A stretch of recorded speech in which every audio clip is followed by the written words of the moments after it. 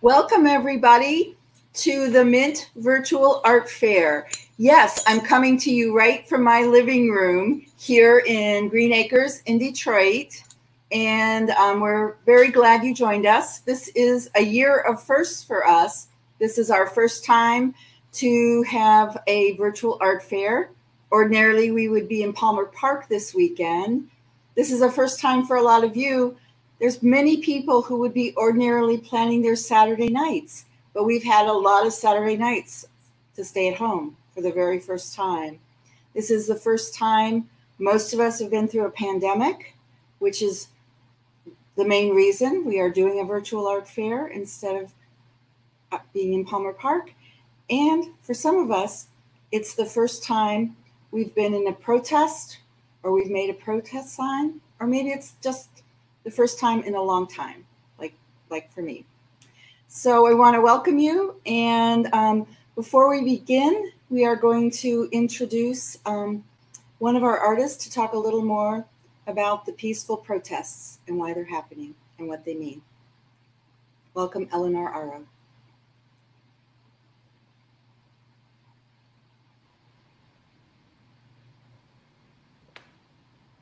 On May 25th, George Floyd, a black man, died at the hands of a police officer. In 46 seconds. This sparked nationwide and worldwide protests. Most of these protests have been peaceful, with a few resulting in violence, but that is not the issue here. Black people have a right to be angry and frustrated at the oppression they have faced in this country for 400 years. Instead of being upset by their response to this oppression, be upset that Black people cannot be safe around the very people meant to protect them. The protests and the movement sparked by George Floyd's death have spurred important conversations surrounding race, racism, and policing in the United States. But if we want things to change, these protests need to be more than a moment. They need to be a movement. One way to ensure that the momentum gathered by these protests continues is to vote. Art can also be an important part of this movement. Art connects people. Art educates and informs people. Art can be a tool that we use to spread the messages of Black Lives Matter movement and reach people everywhere. I and Mint Artists Guild as a whole stand with the protesters and with the Black Lives Matter movement. Everyone in this country deserves the right to life, liberty, and happiness, and the right to a police force that actually protects them. We all must keep fighting for that to be a reality. Thank you. Thank you, Eleanor, for those. Thank you, Eleanor, for those peaceful words. All of those who are seeking to make America a more just and equitable place. Thank you so much. Now we're going to take a minute and take a look at what is Mint Artists Guild.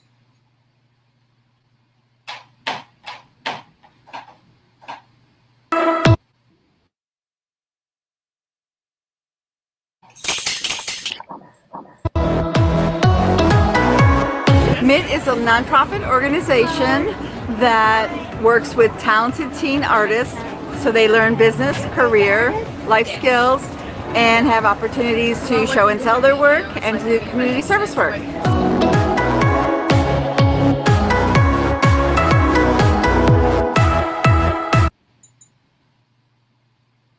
All right.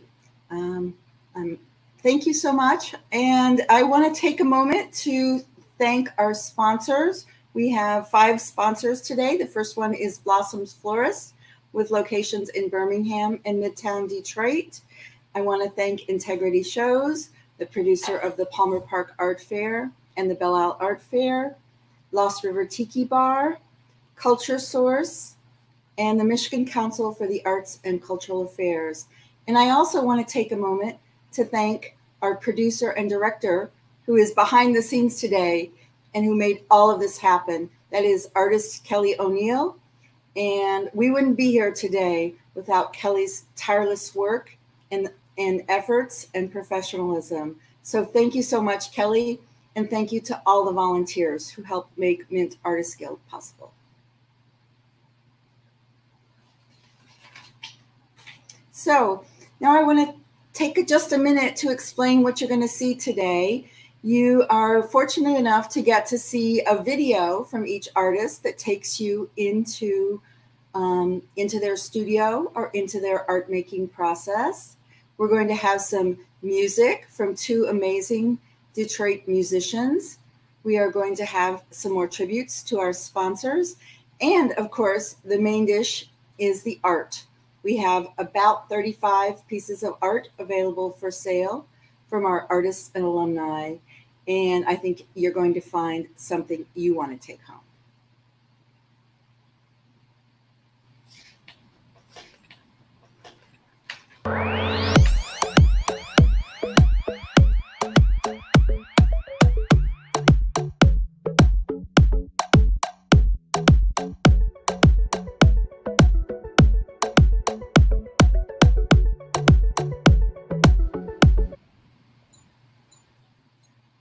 All right, everybody. Our first artist is ready to be introduced, and she is Deshaya Ventura. She is a recent graduate of Cass Technical High School and will be going to Georgia State University. She's been part of Mint for quite a long time.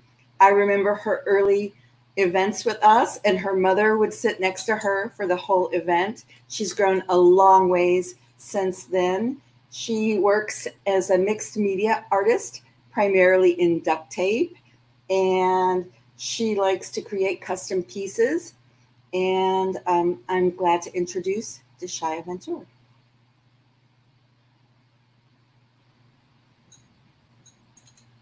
I am Deshaya Ventura, and I am the artist behind Her Hands Are Crafty LLC. I work with duct tape, and I create pins, rings, wallets, weave wallets, clutches, and decor out of it. Duct tape is an extremely unconventional and untapped medium as of right now, which is perfect because I love seeing something new and bringing it to people as well. So I started my business in 8th grade, which would be 2016 for me, and I joined Mint 2017, which was my early freshman year of high school. So I've been with Mint for a while. I've been in numerous art fairs, events, and markets just displaying my art all around the city of Detroit and Michigan for that matter. I love seeing people's faces when they find out that I work with duct tape, because at first they're kind of confused and intrigued, and then they're surprised by what it is.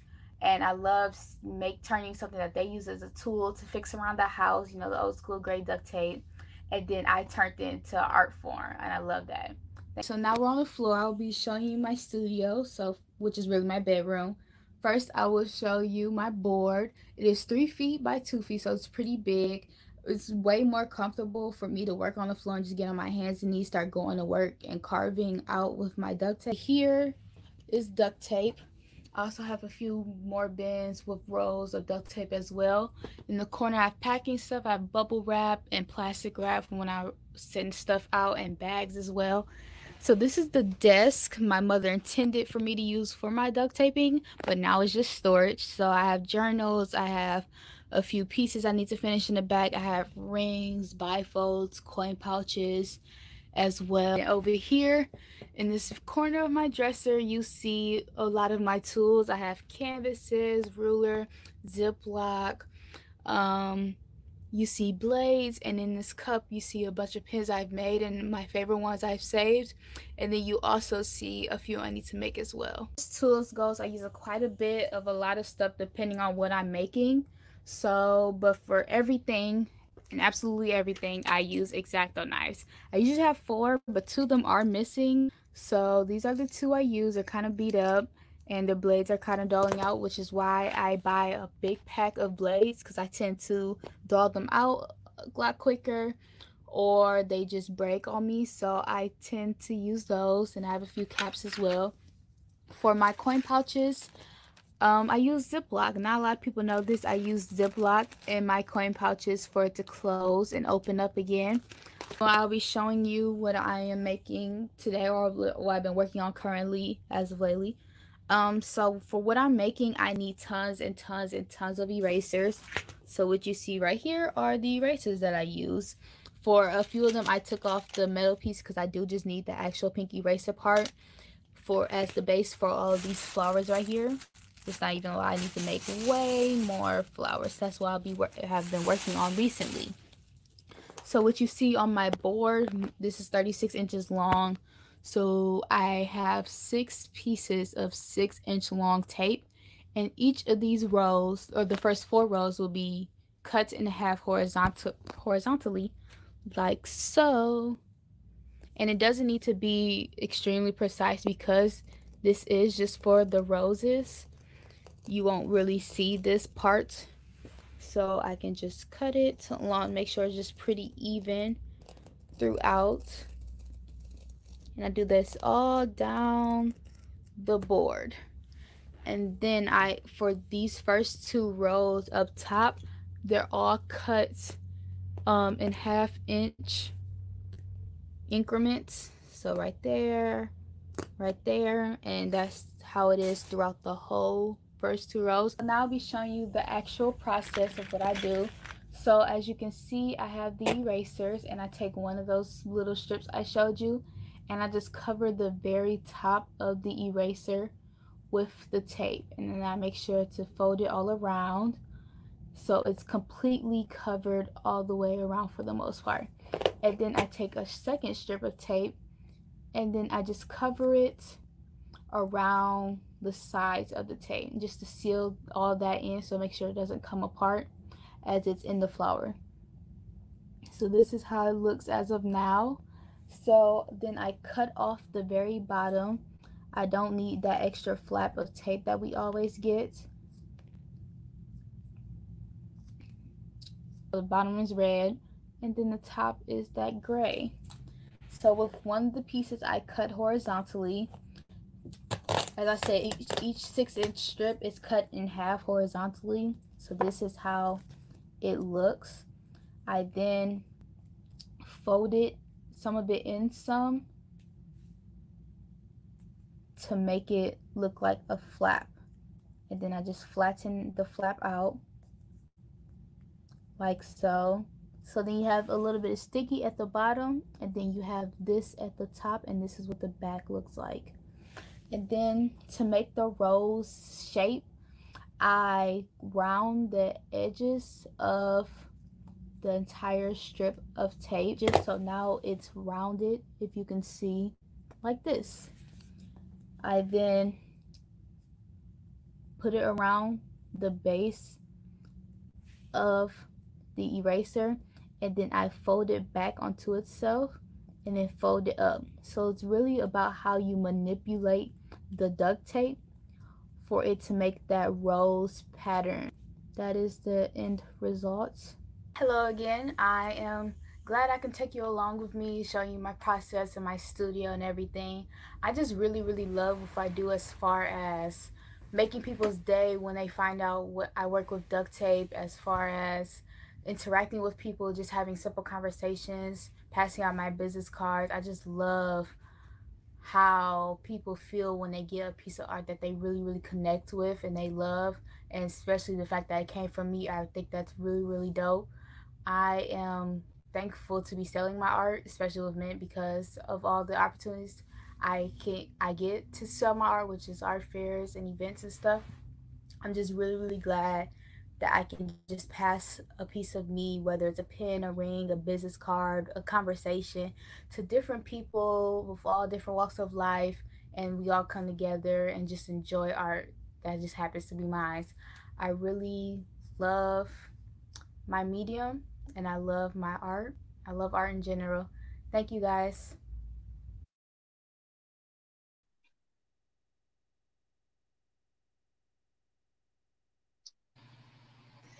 All right, so now we're going to show you some of Jashia's art in our virtual art fair. And yes, that is a virtual tent for her pieces. Jashia's first piece is called Golden Treasure. It represents the greatness and the treasure found in Africa. And it is for sale on our website. The second piece is a piece that I believe has already sold. Yes, this piece has sold. Reading is fundamental. It's a gorgeous piece depicting a little girl reading. Our third piece from Jashia is a piece called Summer Love. I love this piece. It shows a woman with her beautiful hair, which is one of Jashia's trademarks, showing Black women's hair. And in the surrounded by a bed of flowers. And this piece is $55. The next piece is called Black Roses. Sorry, the title is wrong there. And it is the piece that Deshaya showed at the Detroit Artist Market earlier this year, and it was in a juried show. And it has about 85 little rose flowerets that make the woman's hair. The next piece is called Rose Unity. It is a vertical piece, and it includes the themes of masculinity and femininity. And the final piece is called A Simple Contrast. It is a beautiful piece that could work in an office or in a home. It is made with strips of contrasting duct tape in red, white, and black. And we hope that someone will decide to buy it for your home or office today. Now I think we're going to bring on Deshaya. Welcome, Deshaya. Thank you for joining us. We are excited to have you, and I know we'd rather be in a tent today than here virtually, but it is our pleasure to have you anyway. So you work with X-Acto knives. So tell me about that. How often do you end up drawing some blood? So working with X-Acto knives, they tend to be extremely sharp, especially fresh off the pack. So I do tend to accidentally cut myself, even though I've been working with them for a long time. I still tend to cut myself. I have like a few scars on my arm, but it's okay. I just grab a quick Band-Aid from my storage and keep it moving. Wonderful, wonderful. So how does duct tape reflect your personality and perspective on life? So with duct tape, it's really, you can do a lot with it. It's really versatile as far as patching up stuff and also using it as art as well as I do. So I think that's how I am too. I can adapt really easily, and it's also very easy to express myself with it. And life is too short to be different, to not be different, and to not have fun. So I think with duct tape, I have a lot of fun, and I get to express myself really easily with my craft. Wonderful. So you're heading to Georgia State. Why did you choose Georgia State over some closer universities? So Georgia State University, I've had my major, I ended up finding was media entrepreneurship. I ended up just falling in love with it, and it's not at a lot of different places. And then down in Georgia, it's a hot spot for media, and a lot of big companies, headquarters are down there. So as far as like internships and working, I think I'll find a pretty good job there. I also just wanted a different change of scenery. As far as environment, I can always come back to Detroit. So I thought I'd just cast out on my own for a bit. Wonderful, wonderful. So tell us about how and why you depict Black women's hair so often. So me being a Black woman, my hair tends to be a little bit unruly, but it's also really different, and I love that about it. So I just like to show like the beauty in hair in general, whether it's with my roses showing texture or just the different curves of how I use my knife, such as in the piece of Summer Love. Oh, that's wonderful. That's wonderful. And your hair looks anything but unruly today. I have to tell you, that's really nice. So your mother had a big role early in your career, and I know she's a writer and a creative person too. So how do you two encourage and inspire each other? Yes. So with my mother, we tend to go back and forth a lot, whether it's helping each other out with our businesses. She helps me a lot when it comes to speaking and getting my art out there, because as much as I do like to talk and as outgoing I am, I tend not to want to go into new places and stuff. So she helps me just spread my wings a bit. And with her, she might pitch a new book idea to me or anything like that. And I just like to help her a lot with her artwork. So we just exchange hand in hand, whether it's with our art or our business. That's wonderful. It's wonderful to have someone in your family as your biggest supporter. And you know that you can count on the folks at Mint as probably high up there on the list of supporters too. Yes. Yes. So thank you so much, Deshaya. And her pieces are for sale on the Mint Artist Guild website. You can search mintartistguild.org/shop, or if you just go to our homepage, there's a search button to find Deshaya Ventur's beautiful duct tape work. And all work is available through June the 12th.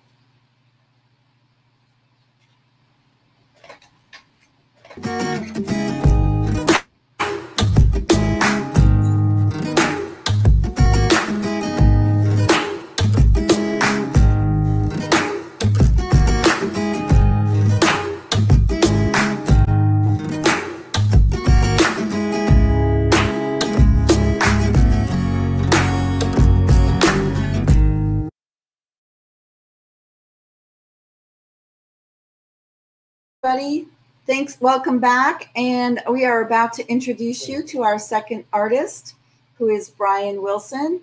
Brian is another Cass Tech recent graduate, and he came to us first to work with us in our Creative Summer Jobs program.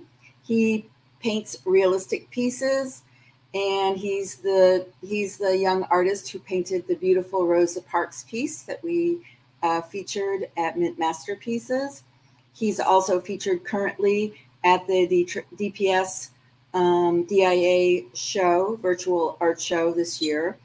And he has a bright future ahead of him. So let's introduce you to Brian.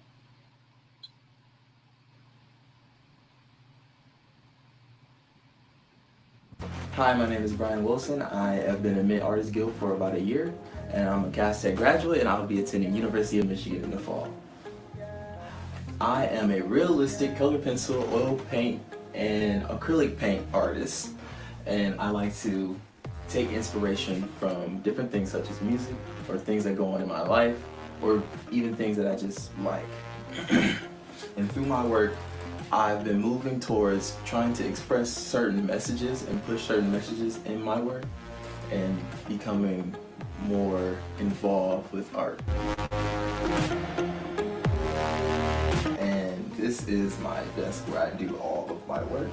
It's just one small desk in my bedroom. And this is all I pretty much need. It's not that much space. I have to like organize things a lot. So this is a piece that I've recently finished about like a week ago. And this piece was based off of a concept that I had. And the concept is when we pass on, we don't get to take all of our valuables with us. So this piece is called To the Grave. And some of my materials that I use, this is a Winsor & Newton oil paint set. Other materials, I use Prismacolor color pencils. I use Blick acrylic. Also have some Blick color pencils. And that's pretty much it for my supplies. I use various brushes that I might find, cheap brushes, or sometimes I try to use expensive brushes, and a random palette that I use. And I also have like random sketchbooks and stuff that I put all my ideas in.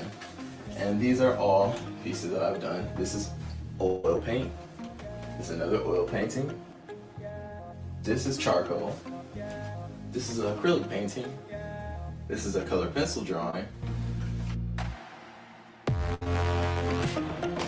Okay, now I'm going to talk about how exactly my processes start. So it always starts with my brain. I have to think of my idea, and once I think of an idea, I think about executing it. So I want to kind of visualize it, so I usually sketch them in a sketchbook. So this is a random sketchbook that I have, and this is the original idea for this painting.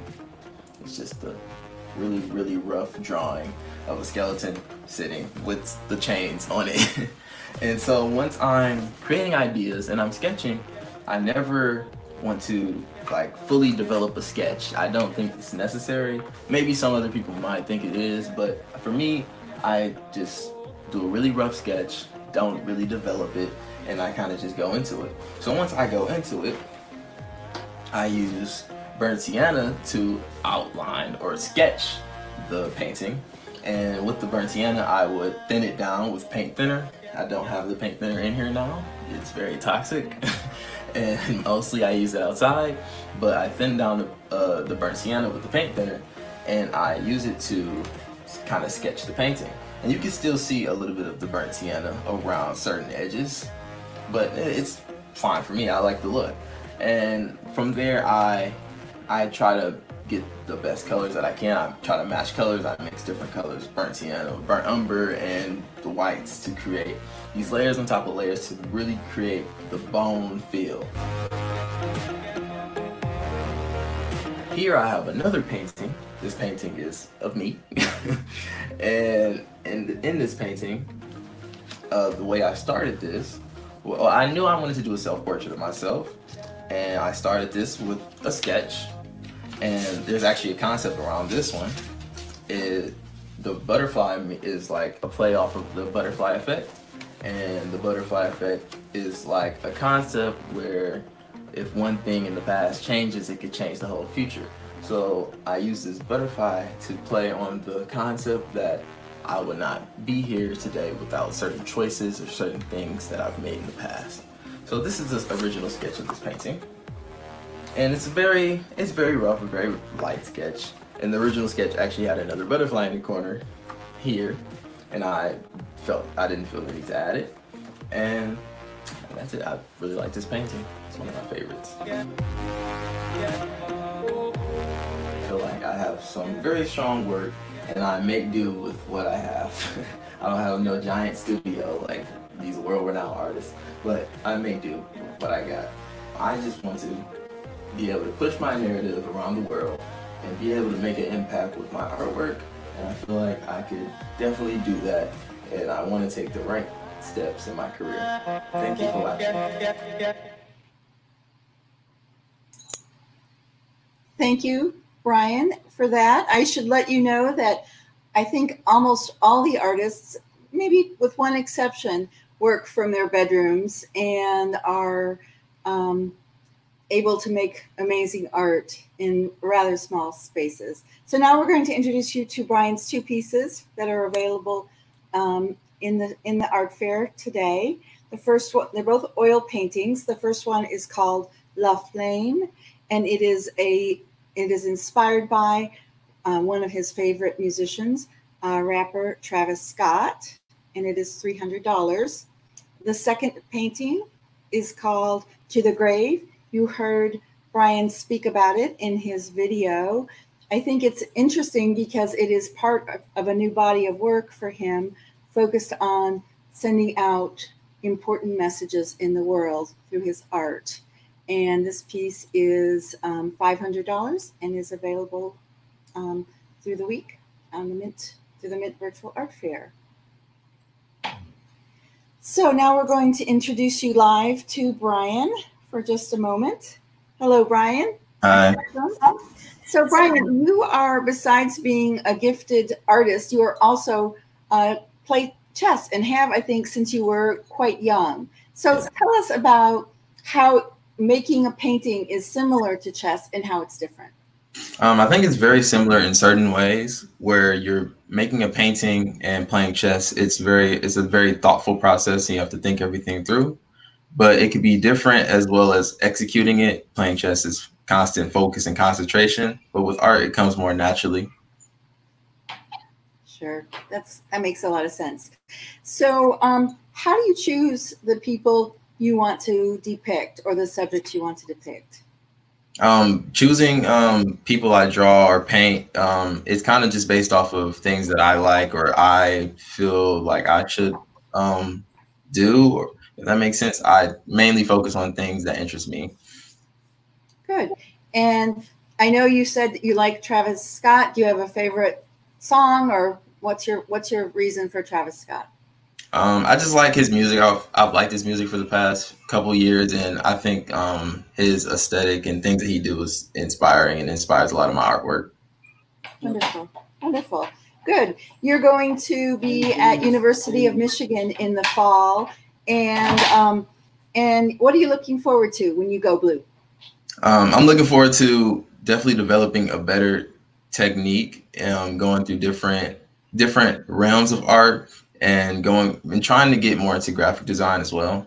So having a broad range of artistic abilities. Wonderful. Well, thank you so much for being here, Brian, and best of luck to you in Ann Arbor. So Brian's work, his 2 pieces, are available on the Mint Artist Guild website, mintartistguild.org/shop. Or if you go to our homepage, there is a way to search for Brian, as we have 3 pages of art for this art fair. And if you're looking for a specific one, you might find it easier to use the search button on our homepage. Thank you.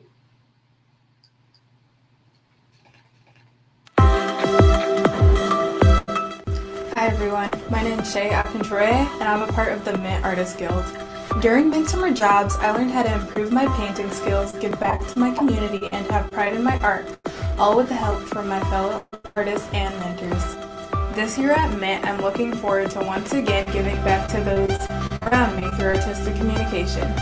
Midsummer Jobs is especially important because it teaches young people in Detroit with a passion for art that their art can be taken to a professional level while still benefiting our hometown of Detroit.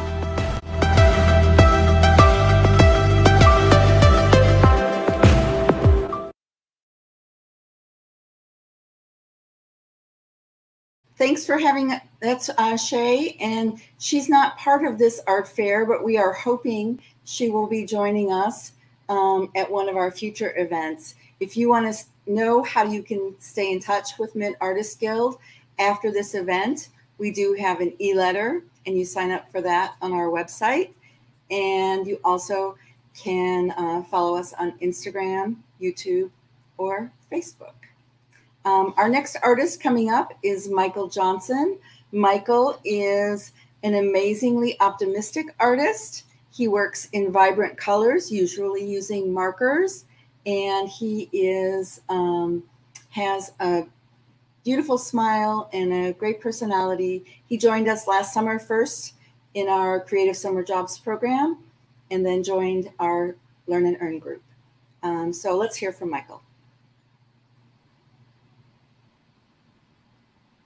Hi, my name is Michael Johnson. I'm a 17-year-old artist from Detroit, and I usually utilize markers and paint to convey messages through a lot of my artwork. I've been making art for as long as I can remember, but within the past 5 years, I realized that it's a career path that I really want to follow for as long as I possibly can.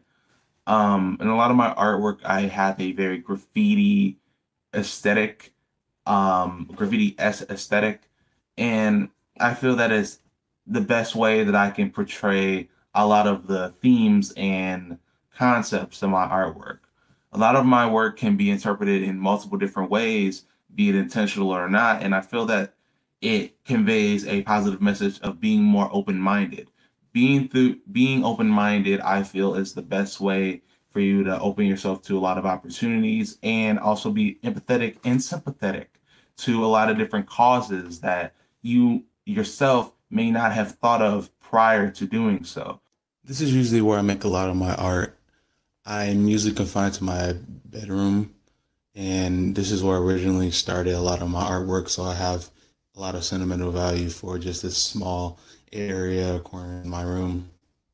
That does have a lot of sentimental value. I feel that I want to look towards the future also, so I have moved a lot of my artwork also to my living room because I feel like it has better lighting, natural white light, and also I want to get a slanted desk similar to the setup I have right here.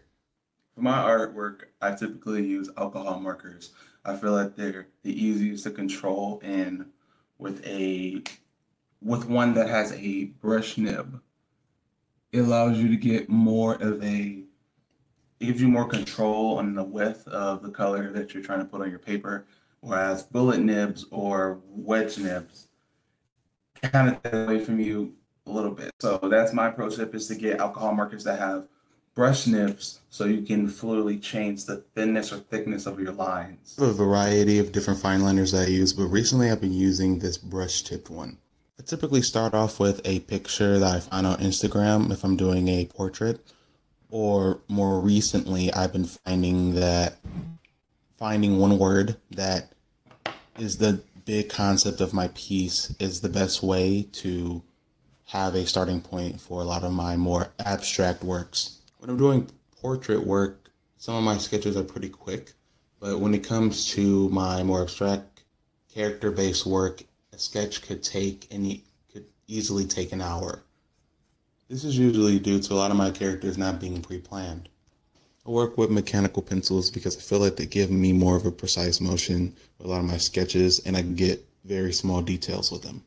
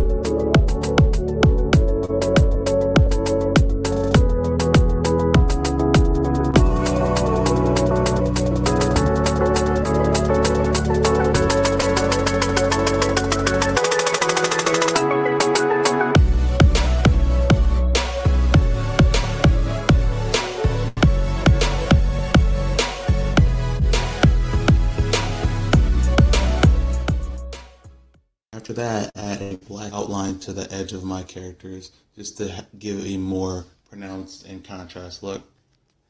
You typically see a lot of cartoons do this just to give some definition to the character and its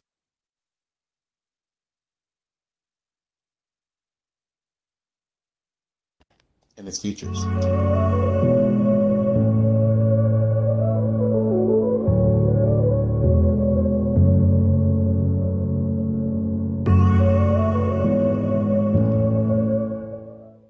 I like using these fine liners because I feel like the line weight gives the character a lot more depth and allows for it to have more of a personality in comparison to one line thickness throughout the whole entire piece. After I erase my pencil sketch from under the piece, I go into my coloring stage. Another reason I like using alcohol markers is that it allows me to get a lot of shade out of one color. So that means that after I lay down my original color, I can go back with the same marker and add shading and details to a lot of different areas.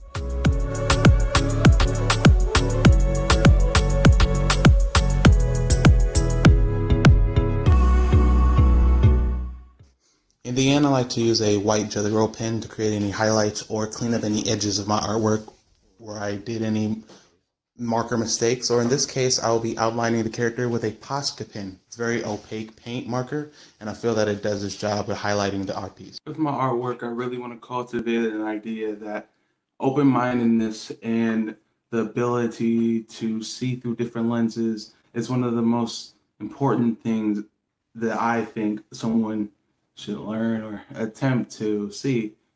I feel that my artwork does that greatly through its vivid colors and multiple interpretations. And I hope that through making my art, I can create a positive environment for people to cultivate a new way of thinking, in addition to, pass it on to one of their friends and allow them to witness a lot of different situations with new ideas. Thank you for supporting me in my journey, and I hope to see you guys soon.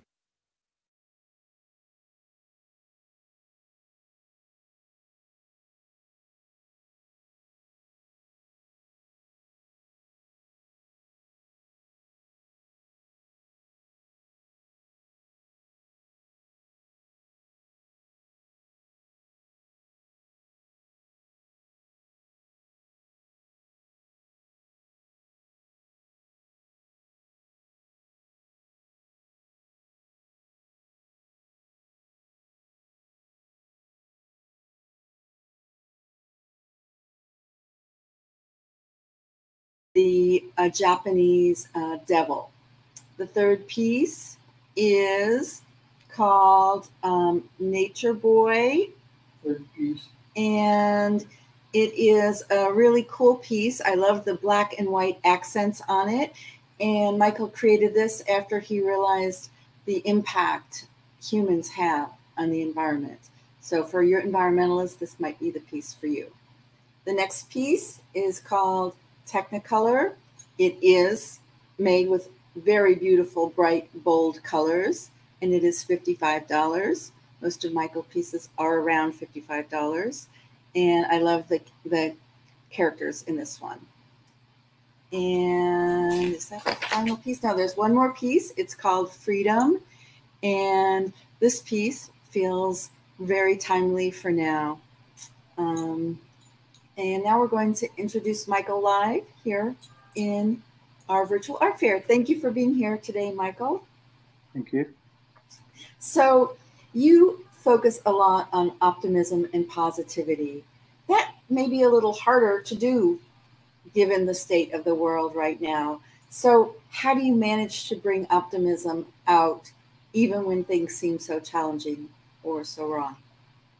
Well, I feel that through my art, I can kind of create an environment that maybe doesn't ignore that there are problems that are happening in the world, but, you know, is a safe space for people to take a break from a lot of the media that kind of comes forth a lot in their feeds. So I feel that mine is like a, you know, a meditative area that can kind of a little more joy in observing.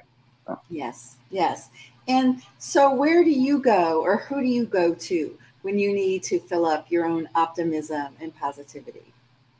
Well, I feel like the best place that I have gotten a lot of my creativity from is YouTube. I am a self-taught artist, and a lot of my inspirations have been street artists, such as Japanese street artists, or one that kind of did a lot of inspiration for me would be an artist called Vex. He's he's from Belgium, and I feel that they always protrude a very, very bright and optimistic view on the world. So I kind of get a lot of it from there. Nice, nice. So you told us blue is your favorite color, but which of your markers do you tend to use the most of that runs out the soonest? Ironically, it's a lot of the warm colors, like my oranges, my yellows. I feel that the reason behind that is a lot of my color, or a lot of my artwork is very vibrant, and I kind of go towards a lot of reds and pinks and warm variants of the color. So a lot of those go first. Wonderful, wonderful. So which of your characters shows up most often in your paintings, in your pieces? Oh, the one that shows up the most often is a small skeleton creature called Bones. And I kind of feel that he embodies the way I make art. He kind of, a lot of people have a bad connotation with skeletons, think scary or, you know, undead, but a lot of the times you see him in my artwork, he's very happy, or has a, even though he doesn't have a mouth, he has like a very happy expression through his eyes. So I feel that that's one that you see in a lot of my artwork. So keep an eye out for him. Cool. So you're heading to College for Creative Studies in the fall. What are you looking forward to? I feel that I'm looking forward to a lot of digital artwork. I didn't have the resources to do so here in my home, but given that all of the resources and facilities at College for Creative Studies, I can deal more in graphic design and expand my abilities to further express my very optimistic outlook on life. So that's what I'm looking forward to. Thank you. Well, we're glad to have you staying here in Detroit, and we look forward to seeing more of your optimistic art in many mediums for a long time. Thanks, Michael. So all of Michael's work for the virtual art fair is on our website, except that that one piece has been claimed. It's mintartistguild.org/shop, and you can buy a piece today. If you want to take a risk and wait, The work will be up through June the 12th. But my recommendation to you is buy it today if you love it.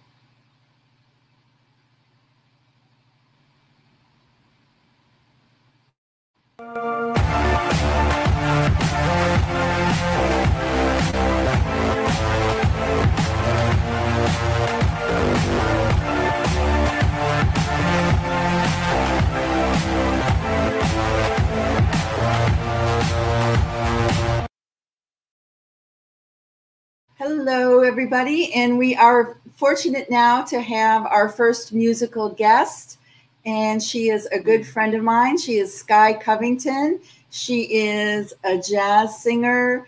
She is a beautiful, caring woman about Detroit. She is the co-founder of Hug Detroit Day, and we are so grateful to have you with us today, Sky Covington. Oh, hello, beautiful. It's so wonderful to be. Right. We all set? All right. Okay. All right. Thank you for having me. All right. So I want to do this tune for you. It's called Avalon. It's just a perfect song for the day.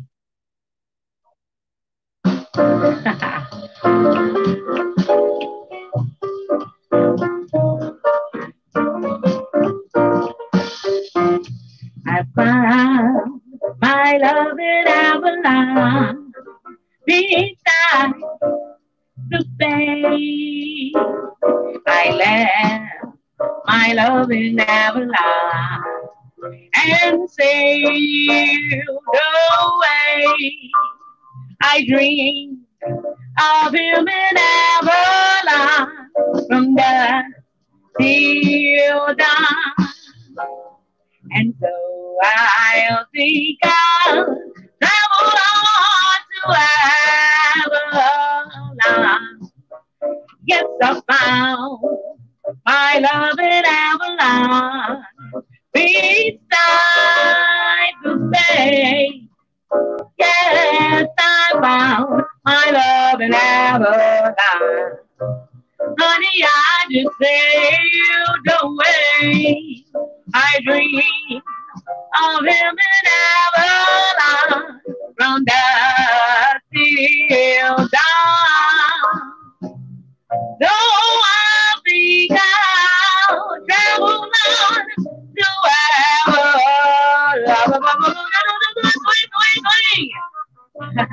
Ladies and gentlemen, Mr.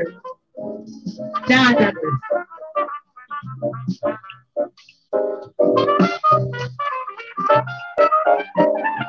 Yeah.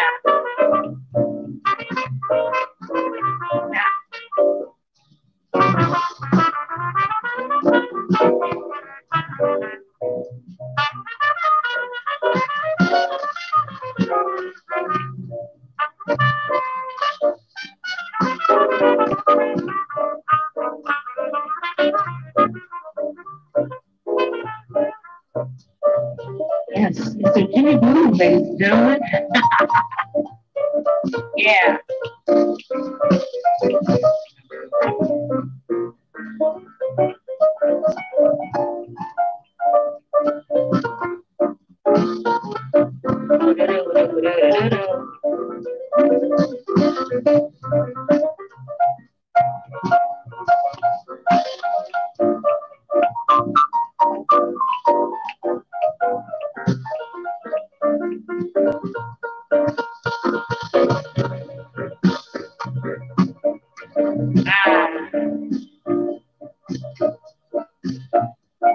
Go, Jimmy, go.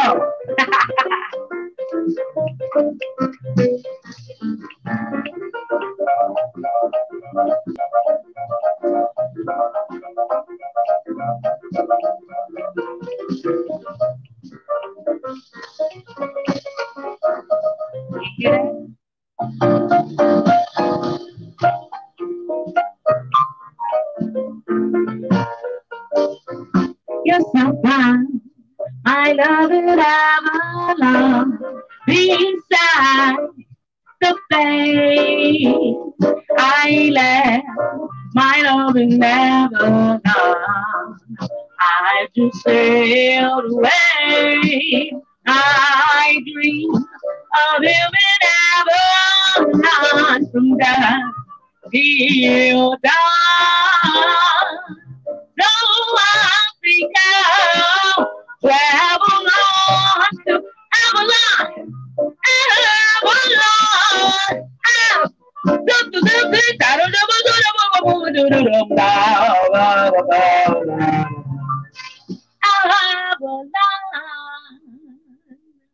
Ooh. Thank you so much, ladies and gentlemen. Thank you. Thank you so much, Sky Covington. You are the light of Detroit, and we are so fortunate to call you a friend and a true believer in artists and musicians, and we're really grateful to you for joining us today and giving us the beautiful musical tribute. Thank you for the beautiful art. I want to buy a piece. And everybody, let's buy some art today. It's the perfect day to buy some art. It is a perfect day to buy some art from these amazing youth artists. And we hope you will get the piece you want, and we hope that you get many more wishes granted this year. Sky Covington. Peace to you. Thank you so much, Vicki, and thank you so much to everyone. We love you, Detroit. We love you, Sky. All right. Up next, I believe Vicki Almer is the driving force for Mint. She puts in countless hours working with the teens, working with the board, working with trying to find items that are donated. We go to garage sales, constantly looking for frames, and we don't pay the 50 cents. We ask them to donate because we're trying to do everything we can to make this work. A lot of people think that it's realistic to grow up and be a sports megastar and make $1 billion. Less people understand that they actually can make a living as artists. And in reality, 5 times as many people are making a living in the arts as they are in sports. So we need to present these young people with that reality so that they can consider that. What's happening is artists growing up through high school are being discouraged and turned away, and it's very difficult to turn to art when you already have $100,000 in college debt. So that's why we feel it's important to reach these teens while they're young and still ambitious and still loving the art, and giving them the experience, introducing them to artists, taking them to galleries and so forth. It's so important to be able to reach them while they're at that age. It's the way that we can help them change lives and make sure that we have good creative people coming out of the city.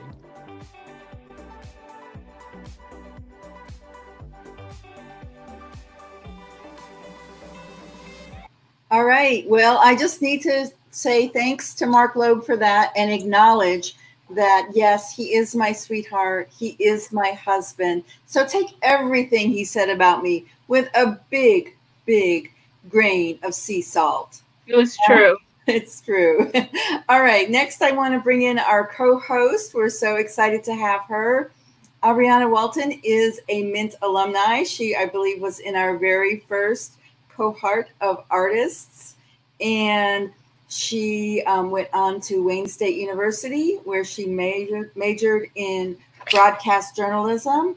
She was the host of a culture show produced at Wayne State University and is a recent graduate. And I believe she's launching a podcast. Yeah, my podcast just launched, you guys. It's called The Crown Podcast. Go check it out. Thanks, Vicki. Thank you so much for joining us. And I'm going to turn it over to Aubriana. Okay. So hi, everybody. Nice to meet you. I have the honor of introducing our next student artist. Her name is Eleanor Aro. She is a 17-year-old painter. She'll go on to the University of Michigan, Ann Arbor in the fall. And she comes from an entire family of artists. And she says it's been a part of her life growing up. And so after joining Mint at the young age of 14, she realized just how much she loves it. And now she wants to expand her creative future further. In her paintings, you'll see cityscapes and find different views of the places she visits in Detroit. So let's go ahead and watch a video about Eleanor.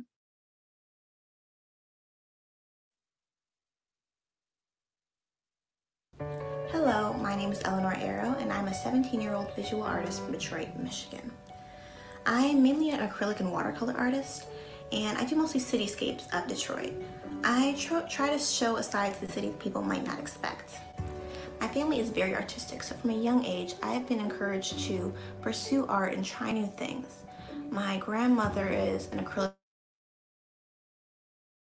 and watercolor artist herself, teaching me new techniques and new ways of seeing things. Both my aunts are also artistic, so art kind of runs in the family. My parents instilled in me a deep love of the city of Detroit and for all the wonderful architecture that we have here. For that reason, a lot of my paintings feature both the architectural side of Detroit and all the wonderful buildings that we have here, and the natural side of Detroit, because my grandmother is always painting wonderful scenes of nature. I know that people often have a set view of the city of Detroit, and I aim to show a side to the city that people might not expect. So my studio is off to the side and like up a few steps in my house, and it's kind of completely closed off from the rest of the house. And when we first moved in, we called this room the spooky room because we didn't really know what to do with it, and it was like totally off to the side, not connected to anything. So I ended up storing a lot of like boxes and stuff that we didn't know where to put. But then it got turned into my studio because me and my sister needed a place to work. So my sister's desk is over here, and I usually do all my artwork over here. Off to this side is just this giant rack where I usually store all my frames, extra canvases, and lots and lots of paper bags. At art fairs, I never buy bags to put my artwork in to give to people. I usually just collect bags from wherever I go, like to different stores and stuff, and then I just keep them all. And so when people ask for bags to carry my artwork in, I just give them these recycled bags. Over here is where most of the artwork happens. I have a whole rack that's just art supplies, colored pencils, pastels, extra paint, sketchbooks, just whatever I think I might need, I keep it over here. This desk is just where extra stuff is housed. I keep my water here when I'm painting, and I keep all my paints here. I actually have this really cool box to store them in. I don't know why I like this, I just really think it's super cool. It was given to me by Vicki Elmer, and I just keep all my acrylics in here. This is where I usually paint. I have an easel to paint on, and this is a work in progress that I'm working on right now. For my acrylic paints, I usually use these disposable palettes because acrylics dry super fast, so I like to have something that won't get ruined if all my paint dries on it. For my watercolors, I usually use like palettes like this. I have one that I just reuse, and then when I want to put new paints on, I just wipe it off and put new paints on. Over here is where I keep all my brushes. If I'm painting, I'm usually sitting like right here. I can easily reach into this drawer to get my brushes. So these are all the tools I use. These are all my brushes. I have some really, really tiny ones that I use for like tree branches and blades of grass and stuff like that. And then I have bigger ones that I use for like my backgrounds. One trick that I found is whenever I'm painting something and I want it to be bright, I always do a layer of white underneath and then put the color on top of it, because when you just put the color, it can look kind of dull, but if you add white underneath or even mix a little bit with white, it gives it a much brighter color. Another trick I use is like on this piece. This is like a snowy scene, so this is all white because it's snow, and the canvas is white, but I don't just leave the canvas and then paint on top of it.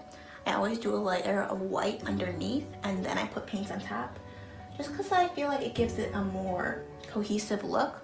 So it doesn't look like there's whole areas of the canvas that are blank. It looks like it's all been painted on, it's all been paid attention to. I hope you really enjoyed looking at my artwork, at my process, and I hope I've shown you something new.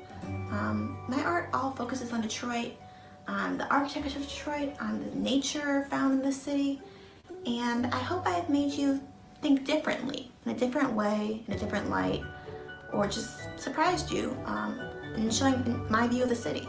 Thank you for watching.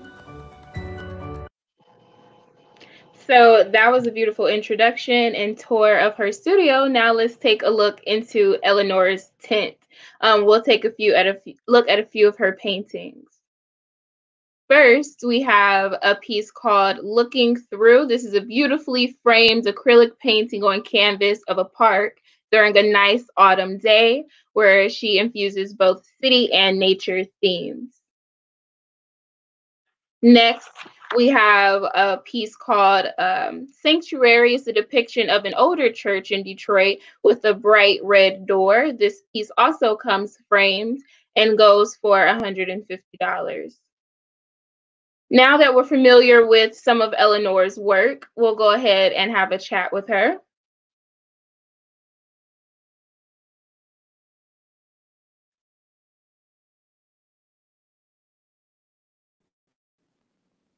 Hey, how are you? Hello. I'm good. Good seeing you. Good hearing from you today. Let's go ahead and jump right into it. You actually have work that was the second highest price of any other artist in the Detroit artist market a few years back when you were just 15 years old. Can you walk us back through that experience, how it felt in that moment? I was really excited, but I was also super nervous because I had only been with Mint for about a year at that point, and I hadn't done very many shows. And I was really excited just to be featured, and I definitely didn't think that my work would sell for a higher price. I was actually really worried that no one would bid on it. Yeah. But it was just really reassuring to know that my artwork could compete with professional artists, and it made me feel like a professional artist for the first time. Right. Do you remember what that piece was, what it looked like? It was a view of the Ambassador Bridge, but like not from like the typical way you see it. I was driving through Southwest Detroit where I go to school, and I took a picture. Just like I felt like it showed the Ambassador Bridge in a different way. Beautiful. And so, speaking of like places in Detroit, which neighborhoods do you most often go to when you paint? Well, I usually paint around where I live. So right now it's like North End, but also I take lots of pictures when I'm in the car. So when I'm traveling and I see a cool building, I'll take a picture of it and then I'll paint it. So it really depends because we drive all over the city. Yeah. And so you told us about what artists inspire you, but what do you hope that your work inspires other people to do or feel?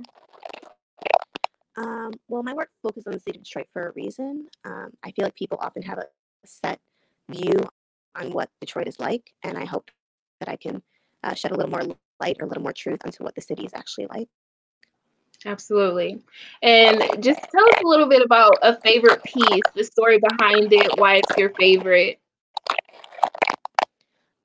So maybe a year ago, I did a really large piece, which was a field behind my house completely covered in snow, and the sun was peeking through the trees in the background.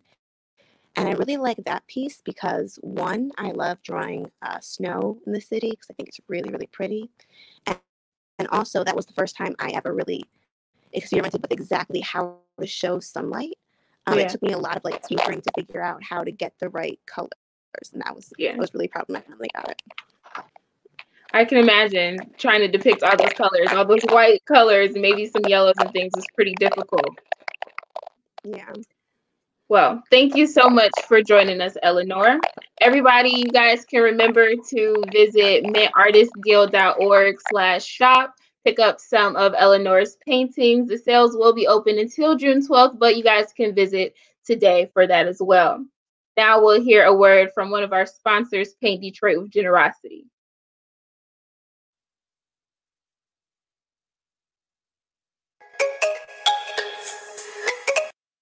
I paint for a nonprofit called Mint Artists Guild. Well, Mint Artists Guild really serves the Detroit teens, and it helps them, I guess, experience what it's like to be an entrepreneur as an artist. So we provide them not only art skills, but an opportunity to talk to other professionals, other professional artists, where they can be mentored, as well as participate in different seminars. But most importantly, with the Paint Detroit with Generosity, it gives them an opportunity to do some community service. It teaches young people skills they can use for their whole life and their whole career. That's the first thing. And among those skills are how do they value themselves and their time. But we also teach them about the power of community giving, community art, and we donate 25 paintings a year to 25 other nonprofit organizations. I started painting, and I started with this particular painting, and I wanted to do something that would put me out of my comfort zone. So this painting here was donated to the Mercy Education Project, and it focuses on young women and helping them better educate themselves and earn their GEDs. I think it's a sense of unity. I feel like one nonprofit giving to another nonprofit while also in hand doing something for the youth is something great. We should always have something like that. It's a dream. It's like I'm living the dream. I've got a great group of young people and volunteers, and it just keeps getting better and better.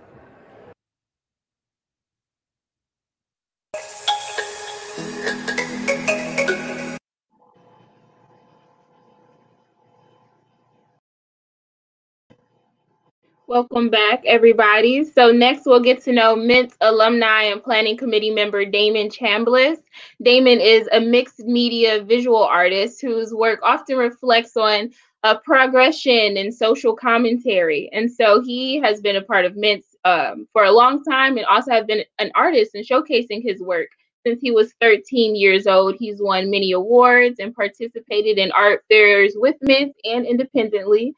His work has been displayed in galleries and distinguished private art events and auctions as well. One of his most notable projects was when he was a mural assistant for Mint co-founder Hubert Massey while he worked for Mint, the Mint Artist Creative Summer Jobs Program. And he's also hosted craft workshops for children. And so let's watch a tour of his studio. Hi, my name is Damon Chambliss, better known as Firstborn Art. I'm a fine artist, digital media content creator, recording artist, and music producer. Right now we're outside of my first art studio, actually, at Fishnet Art Studios. I'm the newest resident artist here. Been here for about 7 months. This is the newest piece I finished up.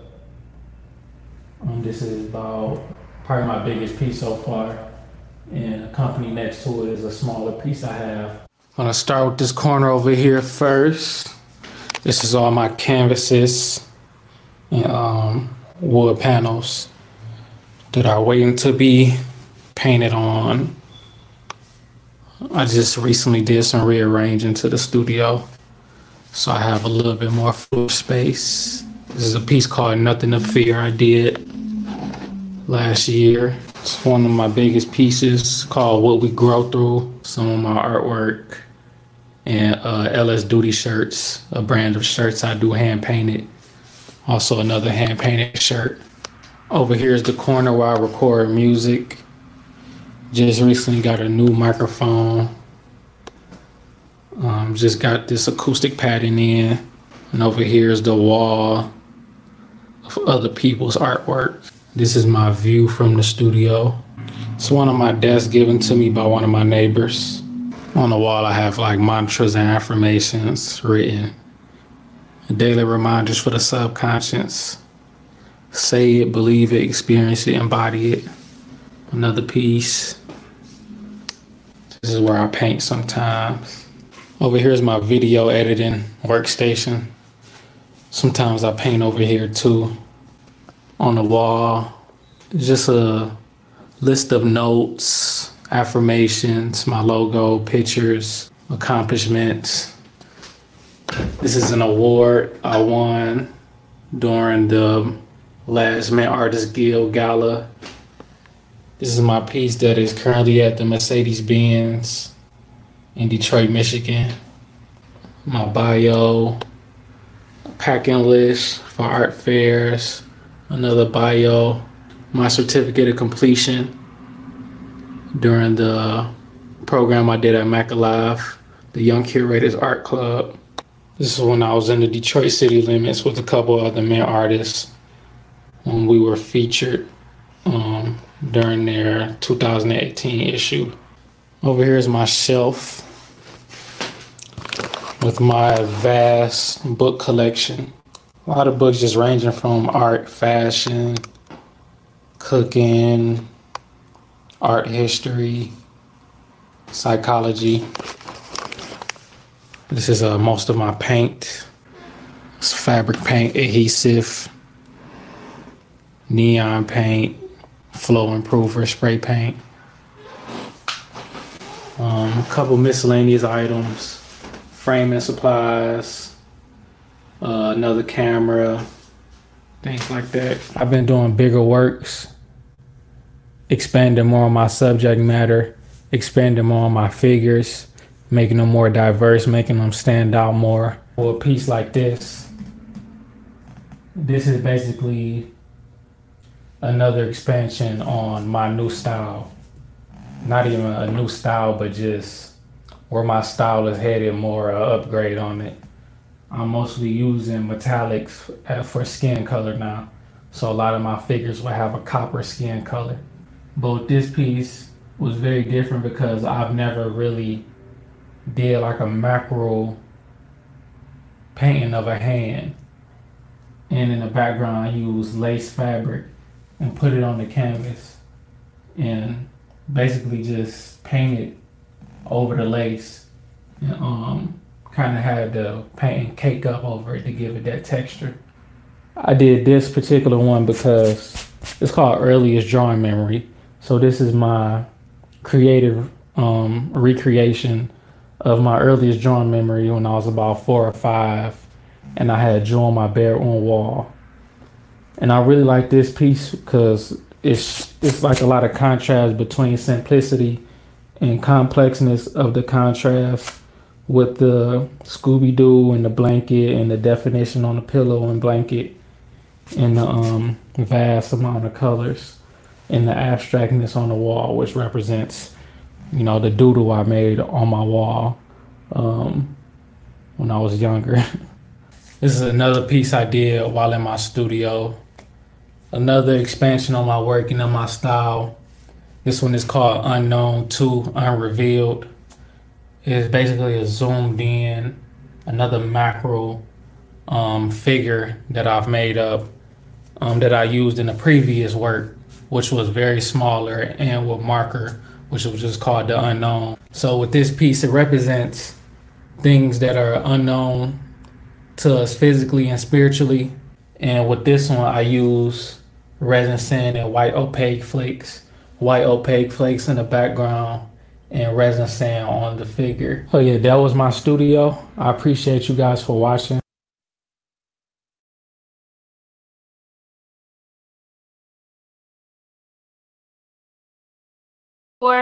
Let's take a stroll through some of the pieces in Damon's tent. We're going to look at 5 pieces today. The first piece is called Popcorn Ceiling. It is a macro shot of a popcorn ceiling done with a palette knife. It was done, it was his first painting done with 1 coat of resin sand that he put down to give it that popcorn ceiling texture. Then he used the blend of colors and textures to bring in you sort of a nostalgic trance, and it comes unframed for $70. Next is a marker and gel pen drawing on paper called Beyond the Eye. This piece touches on the topics such as epiphanies, realizing you are more than your flesh, and making sure you get your message, how you get your messages through your dreams. It also comes with an automatic writing on the back to describe it that says the other side will scare you, to cross it dares you. The other side will glare you. What is seen is not fair view, but inside you, no drug can make its due. The silence is the clue, and it is going for $180. Next is a kitty. So this cat is called Tangent Kitty. It's special because it's an ode to the famous calico cat that walks around the Tangent Gallery in Midtown Detroit. Said it was the first piece that he made in his art studio. So you definitely would want to get this one. It comes framed in wood, gallery framed for $180. And then we have Distinction.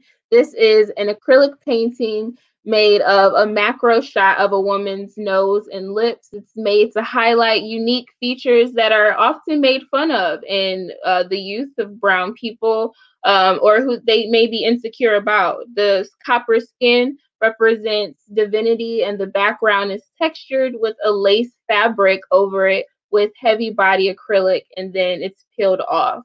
This also is framed in wood gallery frame, and it comes for $180. Last, but certainly not least, we have the largest piece and the most expensive piece in the auction. This is called Detach. And so it is an acrylic painting on the door that shows someone who looks to have a tether around their neck. He says it represents detachment and isolation to stay focused on your goals. The blood at the bottom represents ego and your connection to whatever helps assist you on your path while unlocking the limits that you've placed on yourself. And so now is the perfect time to meet the artist. Ooh, in the studio and everything. Hi, Damon. All right, you can hear me? Yeah, we hear you loud and cool. clear. Cool. How are you? I'm doing great. I'm grateful. Good. And we're grateful to have you. So let's talk about a little bit about your past. You grew up on Detroit's West Side. How do you feel that sense of place shows up in your art? Yeah, I feel it shows up in my art by, I kind of have a theme of like not staying the same. So, you know, not being like a product of your environment, and even just little things like my characters having afros and froze and that type of stuff, and they clothes, because that's just what I see a lot here in Detroit. Just, you know, different types of hair. So yeah, definitely. And so your association with Mint, you've worked with them for 2 summers in their creative summer jobs program and developed skills like adding texture and depth to your paintings. How do you apply those lessons in your work today? Well, I apply them because now that I have my studio, I get to paint more. I actually paint more than I draw now. So when I was doing the summer jobs program, I was trying different stuff still, you know, with heavy texture, heavy body paint. So it was really just, I feel like it was kind of like practice for this, like, you know, this stage in my life where I'm at now with my studio. And one of the pieces that we looked at in your tenant had a poem to go along with it. We know that you're an artist of many disciplines. You write, you rap, poetry. How do you relate the two, your art and your spoken word, or your spoken art and your visual art? Yeah, well, they it's still like the same subjects, you know. It's still like the esotericism, the progression, and the social commentary. So sometimes like I might have a piece based off one of my lyrics, you know, or I might, like, I named my last solo art show after one of my songs, you know. So it's just, I just want to have things full circle, you know. Yeah.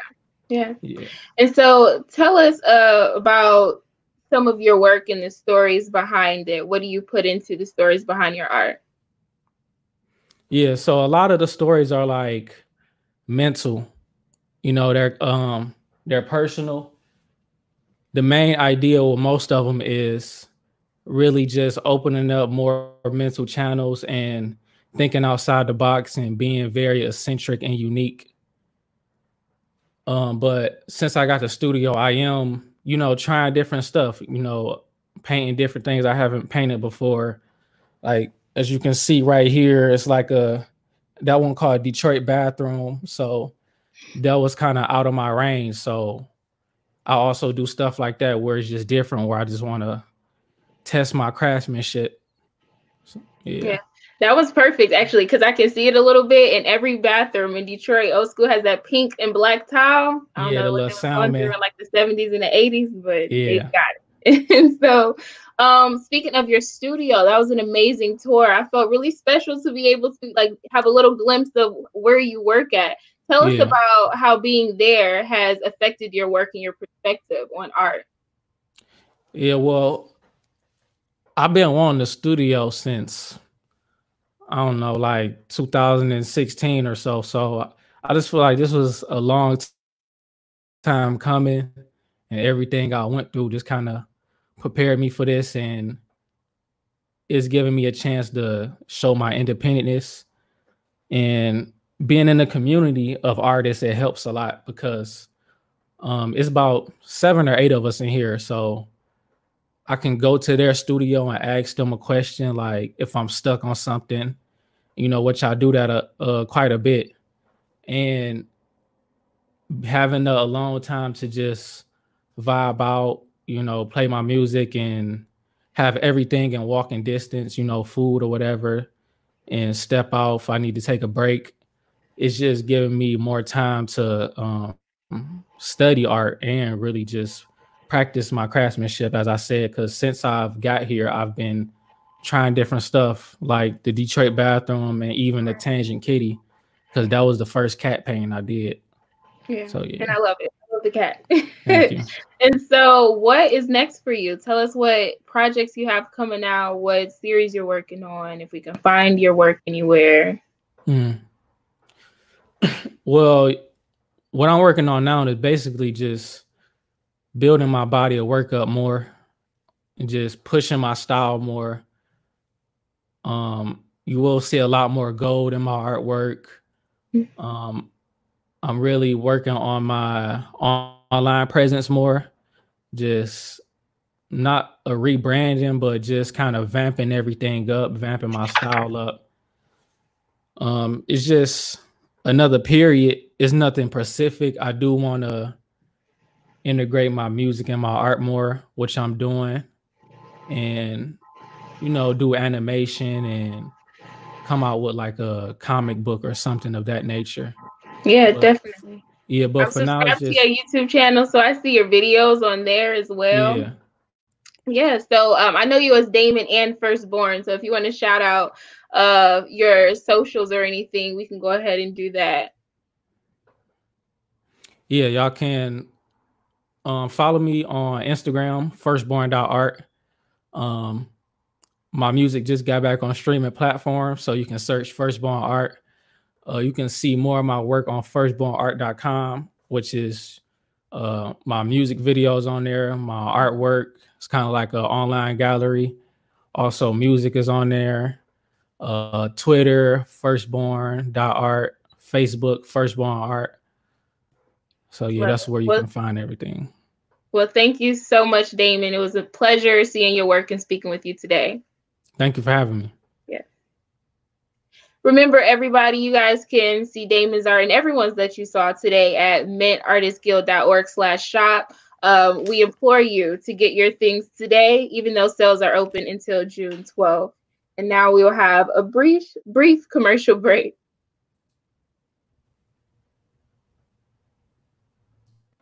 I think people should support and Mint, because this Mint is our kids' future. A lot of these kids are from the neighborhood in the city and all, and this is a part of our future. We should invest with our students and all.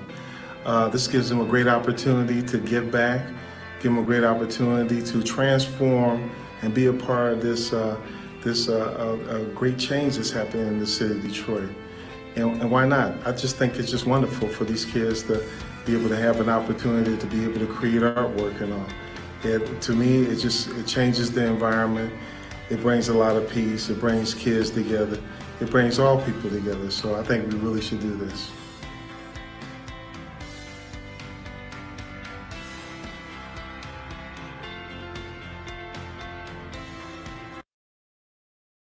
For being with us. I want to ask you a couple questions, Aubriana, about yourself. And you have interviewed a lot of creatives, a lot of artists in the past couple of years. So what kinds of things did you hear from them again and again? Unmute. Them. Sorry about that. I love speaking to artists. I love their backgrounds and what inspires them. And so I guess one thing that I hear repeated through each artist is how everyone is constantly growing and evolving and changing. And so you may, start off with pieces that look one way, and then they see something and it inspires another series of things. And so I can be inspired by how artists are very flexible and ever changing. I love it. Wonderful. So what do you remember from your time with Mint Artists Guild? Ooh, so I joined Mint when I was, I think, a junior in high school, maybe a senior. I remember just the community was really cool to just be around people who were kind of at the same space in life where like they were talented. We had these abilities and didn't necessarily know where we could go with them. And so Mint really allowed people to see what they could do. That's where I met Hubert Massey. That's where I met a lot of respected individuals in the art community in Detroit. And so it's great. I love it. Wonderful. So tell us about this podcast, briefly about what that's going to be about. Thank you. Sure. So it's called the Crown Podcast, and Crown is an acronym for the Crown Act. And that was inspired about legislation that's hopefully pushing towards the federal level to ban discrimination against natural hair texture and styles. And so on there, we talk about, the fun stuff, the hairstyles, the hair products, but we also talk about the larger scope of how a person's appearance, a Black person's hair, can really affect their status in society. It sounds very interesting. Well, we'll be sure to share it when you are launching, and maybe you want to have Deshaya come on and talk about it since absolutely that would be great. Here. Yeah, thank you so much. Yes, thank you very much for being part of our show. Yeah. Thank you. And I believe we have another artist we're going to introduce you to, and he is one of our Mint alumni. His name is Omari June. He might be known in Detroit as Omari Norman. He was part of Mint for quite a while, and I always thought of him as one of the happiest artists we had in our program, always smiling, always helpful. He's a photographer, and he comes to us today from near Las Vegas. So let's hear from Omari. Hello world, what's going on guys? My name is Omari June. I am a 22-year-old photographer from Michigan. I express my creativity through photography and digital alteration as well. I very, very much enjoy the enlightening experience of showing someone a eye-opening story with my photography. My process usually goes one or two ways. Either I see something very captivating while I'm doing something very normal, like going on a walk or talking with my friends, or while I'm in the car, anything like that. The other avenue my process usually takes merely starts as an idea. It varies from person to building to nature. After I have my idea, I meticulously research the subject to make sure it fits in the area that I want. After it does click and after it starts, I jump and I manifest my idea into reality. The world itself supplies me with much creativity and wonder. So I love life. The themes my stories present are broad, but always circle around the centralization of eye-opening. I understand more and more every day that life is about balance. The balance between negativity and positivity. A core fundamental aspect of our lives that we need in order for all of us to grow. I make sure to present all of these themes in my body of work. In a more negative headspace, I tend to portray in my stories loneliness, desperation, and frustration. While in a more positive headspace, I tend to portray in my stories more glee, more love, and freedom. The beauty of life. The stories in my work encompass all variations of life, which is life itself. Thus, my journey will never end. Alright guys, so we're finally outside in beautiful Las Vegas. It just feels wonderful, so I'm happy. I'm just glad it's warm. Coming from Detroit, from New York, I just hate the cold, so that's why I came out here for the most part. Either way though, I'm at just a regular strip mall, which are very, very often and reoccurring Las Vegas. You can find strip malls anywhere. And first thing I did when I came outside is just make sure that I had a sufficient light source.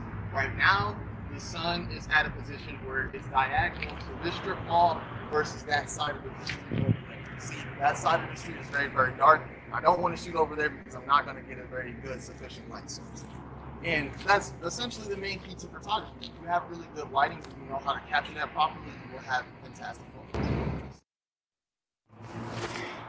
Now, all of these settings go into lighting. Like I said, photography is all about lighting. Your camera is all about lighting. You have your shutter speed, you have your aperture, you have your ISO. Those three main things all focus on lighting. You want to have your settings complete and set up exactly for what you want to shoot for. If you want to go more dark or more, how you set up your shots.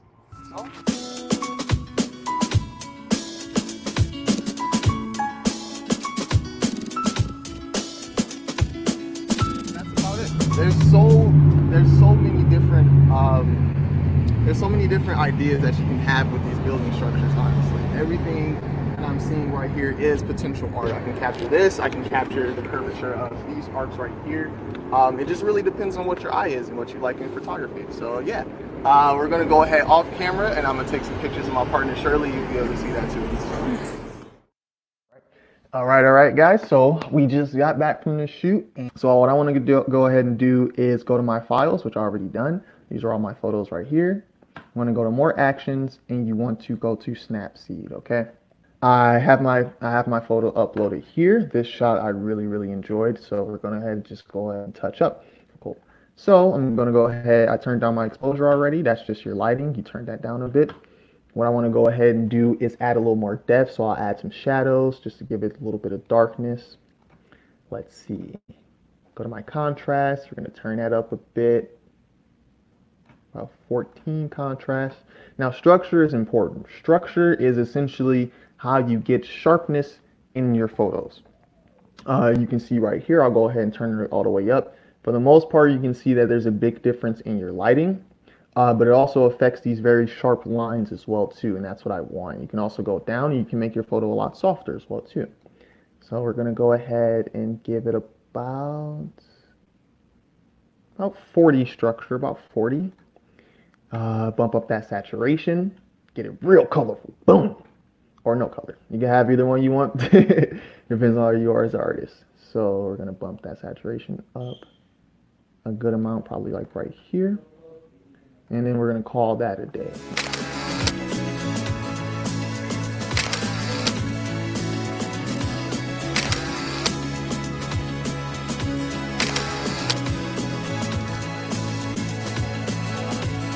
All right, and that is the end of my video.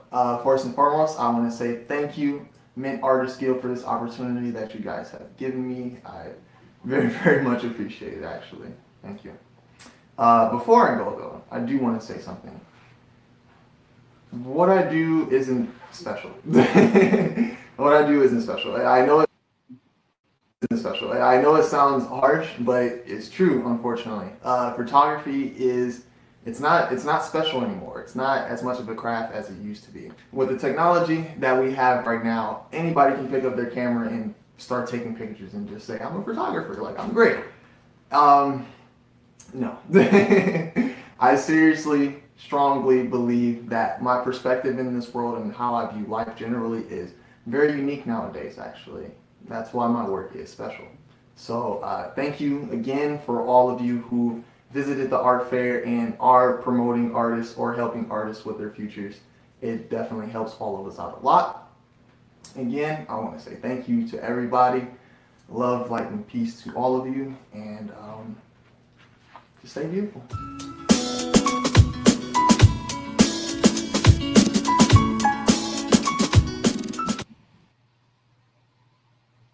Thank you. Well, love, light, and peace to all of you watching us as well. And I'm going to walk you through Omari June's virtual tent and share some of his work. His first piece was actually photographed in Cartagena, Colombia. It is called Man-Made Symmetry, and it is a beautiful piece that would look wonderful in an office or for anybody who loves the symmetry of architecture. The second photograph is a piece called Self-Made Isolation. I feel some connectivity to this piece. This is a woman sitting on a beach in Far Rockaway. That's in Queens, New York. And at one point in my life, I was an editor who worked out of Newsday's Bureau in Queens. And this piece is available on our website for $115. It is black and white. The next piece in Omari's offerings is called Frozen in Time. It was taken in Ontario, Canada, obviously during the winter. And it shows someone leaping in. And it was the image we chose to use as the invitation to our virtual art fair, because we are leaping into new things. And this one is $100. The next piece from Omari is a gorgeous piece taken outside Las Vegas called Heavenly Sands. It has excellent clouds and scenery, and is available on our website for $215. It's a very large piece. And all of Omari's pieces are framed. The final piece is called Goddess of Dreams, and it is a piece that shows a woman realizing her best self.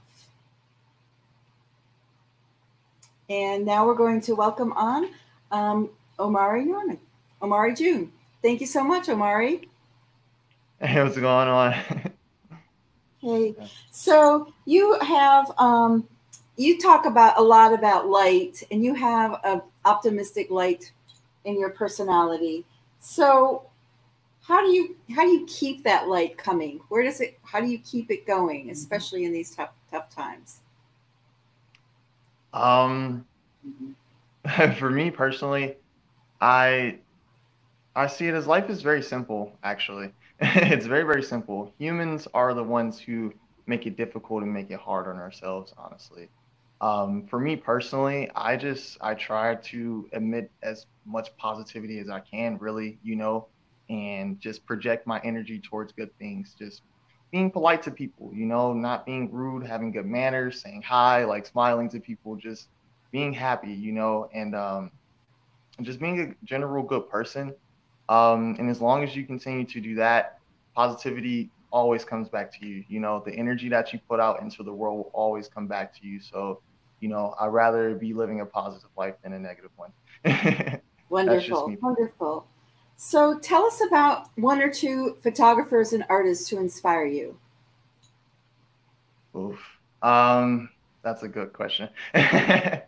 Well, I can break it up like this too. We can do old school, new school. So I would say for new school artists, I have two. His name is Jordy Koliak. I think that's his name. You can find him on Instagram as well. I love him. He's a very, very creative, imaginative artist. Like I see so myself, and how he sets up his shots are beautiful. Also, there's an artist named, but I was there on Instagram. He's a nature photographer from Rochester, which relates to me very humbly. And I'd say old school, Robert Frank, of course, that's a classic, just off rip. He's a genius at photography.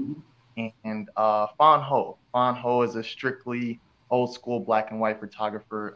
He died not too recently, but his work will always, always be remembered. So, yeah. Wonderful.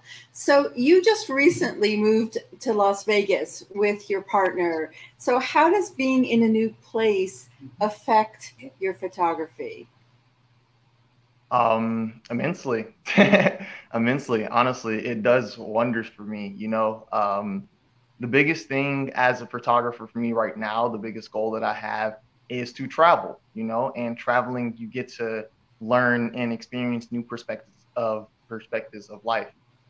So just being in a new area right now automatically just opens many doors for me immensely with my creativity within myself. It opens my brain. You know, I can smell new air. I've never touched this ground before. I've never been in this area. So I'm automatically more creative. Being in Vegas, though, specifically, I will say opens doors for me because people love their cars here. People love their cars here. So I can automatically start doing more car shoots and connecting and networking with people that way and start making more that way. And it's warm all the time too, you know, so I can always go outside and like do a nice like summer photo shoot, or I can shoot over to Cali real quick and like do a beach photo shoot. So it makes it a lot easier for me to get work and to connect with people. So yeah. Wonderful. Well, we have some warm temperatures here in Detroit, and you're welcome back to visit us at any time. So thank you so much for being with us today, Omari. Yeah, no problem at all. No problem. Thank you.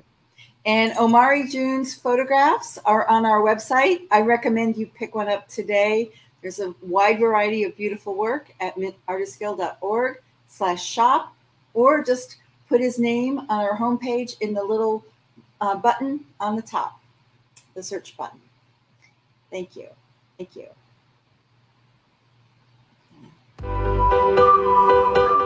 I was in the summer jobs program the first year, and then in it again last summer.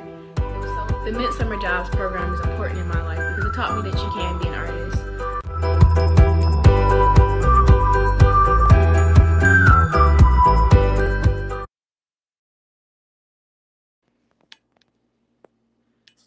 Huh?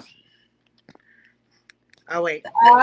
We are so excited to have with us today Mahogany Jones. She is an amazing performer, poet, writer, and mother-to-be, and to many. Yes. Thank you so much for joining us amid your busy life. Oh, no. Thank you guys for having me. It's been great. It's so funny. My friend, she tuned in. She's like, oh, my gosh, this art is phenomenal. And it was great to just, you know, see the young man previous to me. And his pieces are really incredible. So thank you guys for just having me. So we'd love to hear something from you whenever you're ready. Awesome. So I want to do two things. So I want to actually read a poem that I just recently wrote, just in the awakening of everything. And it's called I've Been Feeling Hot and Bothered Lately, and I'm Not Sure Where to Put My Gorgeous Tender. I will put my gorgeous tender in the river, pray for the Egyptian to find it and place it in the palace so it will be protected from a pharaoh who wants to slaughter her firstborn. The fact that she is deliverer, the fact that she has let my people go, that she is salvation.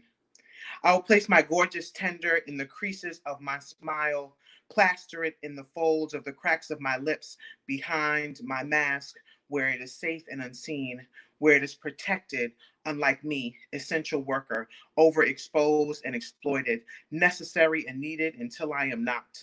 Knots. My gorgeous tender remembers the forget-me-nots of nooses and knows the disdain that the world feels for her magnificence. Her beauty will always be its desired bounty. My gorgeous tender knows she is endangered, but I don't want to put her away anymore. I don't want to hide her in gentle and meek in fear.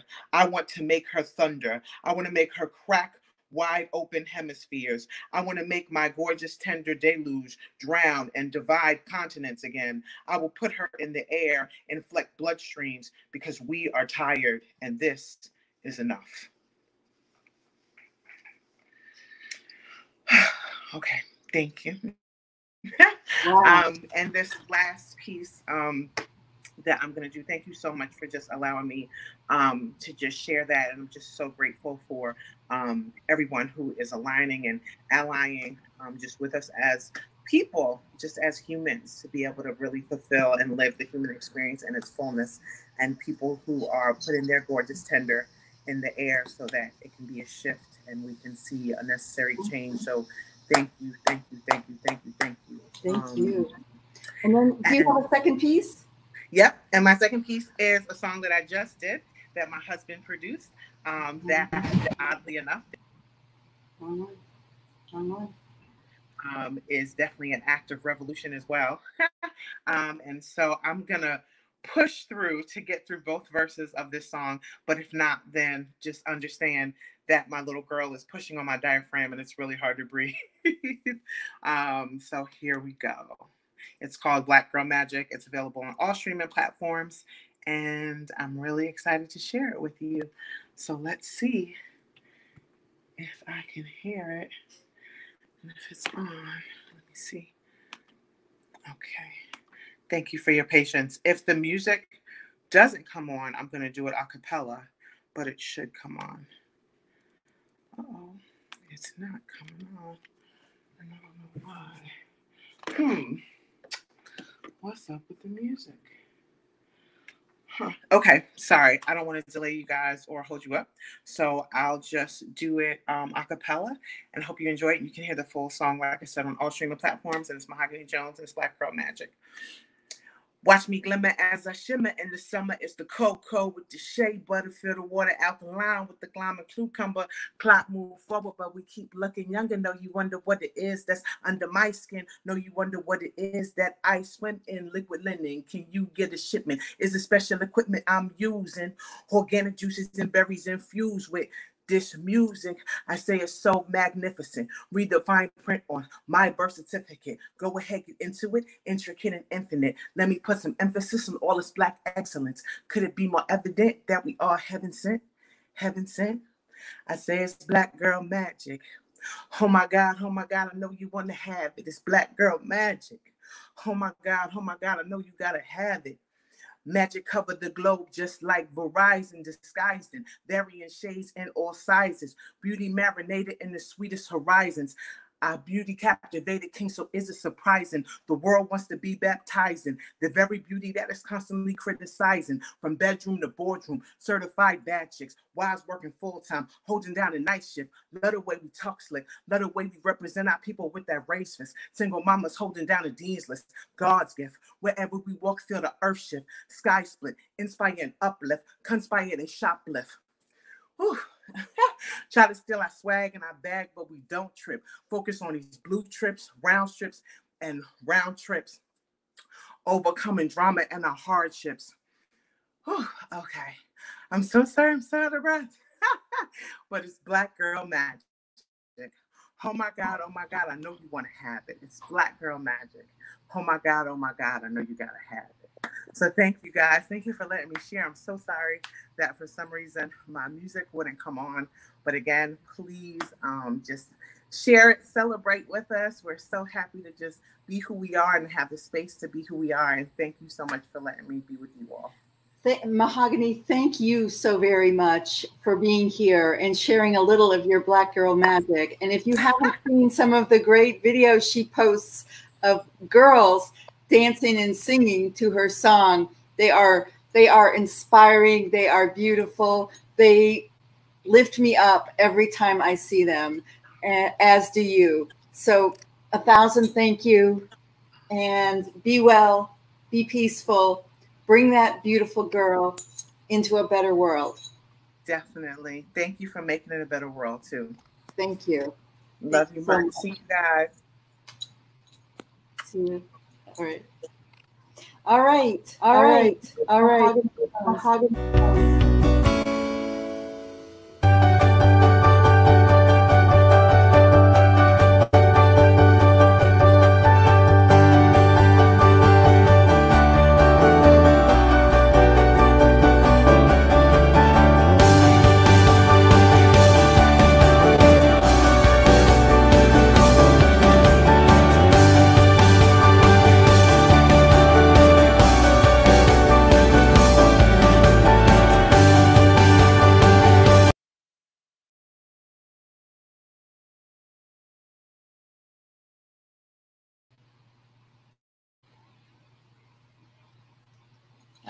right, everyone.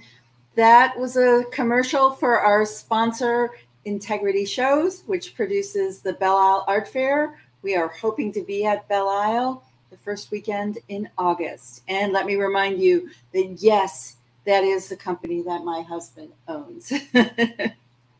So our next artist coming up is artist Trinity Brown. She works as a jeweler, as a metalsmith. She has been part of Mint for a very long time. She has developed amazing skills using wire wrapping. And without further ado, I want you to meet Trinity with her video, and then we'll bring her in person.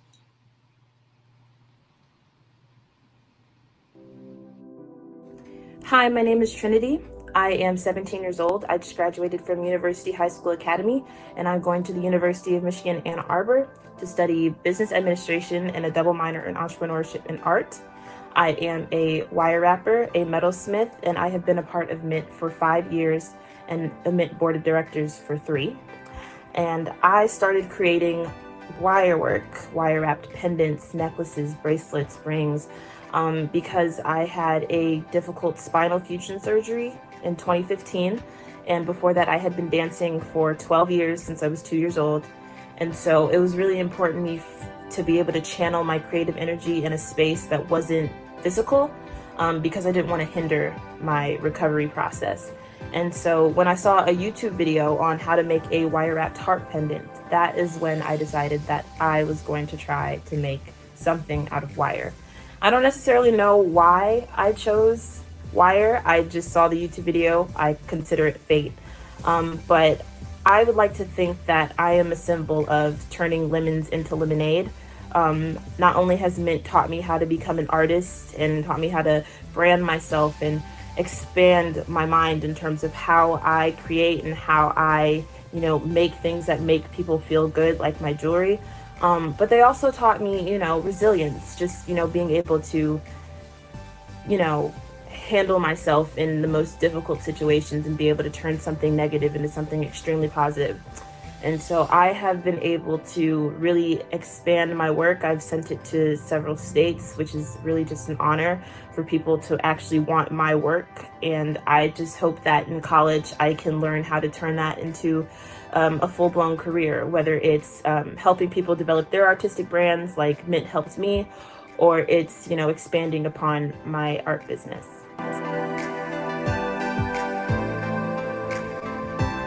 With Trinity Wire Creations, my workspace also doubles as my nightstand and my drawer for school. So here are the pre-made earrings and all of the work in progress and outgoing orders over here. And every once in a while I have to paint something, and sometimes I sculpt, so I just place all my work in progress here. And then I have a vision board for what I want Trinity's Wire Creations to become one day. I always keep it next to me so I can stay inspired. And this is where my art is throughout the United States. Every time I sell to a new state, put a cute little pattern over it so I can mark when I sell it to the entire United States. Here's my organized mess of a packaging area. Keep all my boxes and all my packaging envelopes and my toolbox in one space. And over there is where I keep all of my rings and my pre-made pendants. And this is where I keep my signage for Instagram, so I could just go right over to my window and take some natural lighting pictures.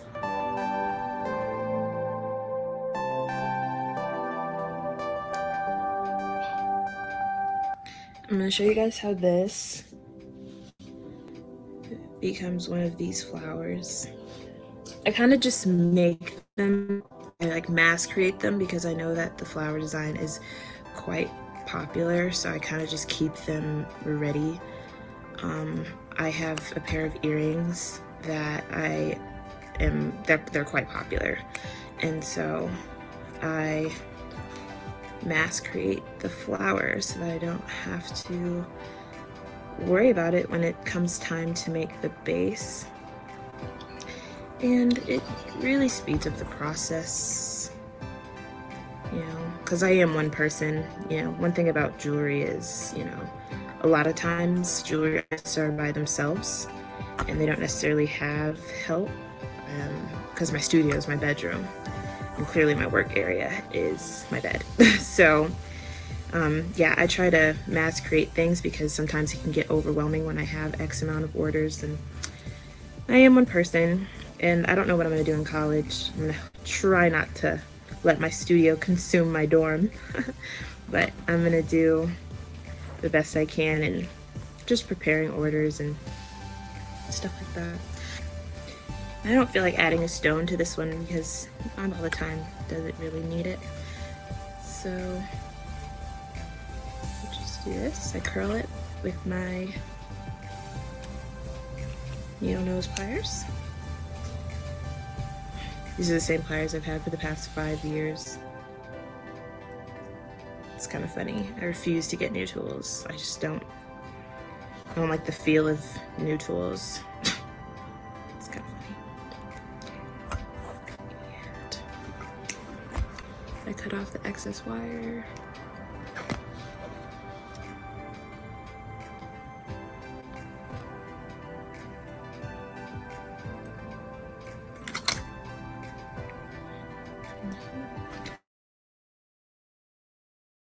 And then I take the petals and curl them to the flower.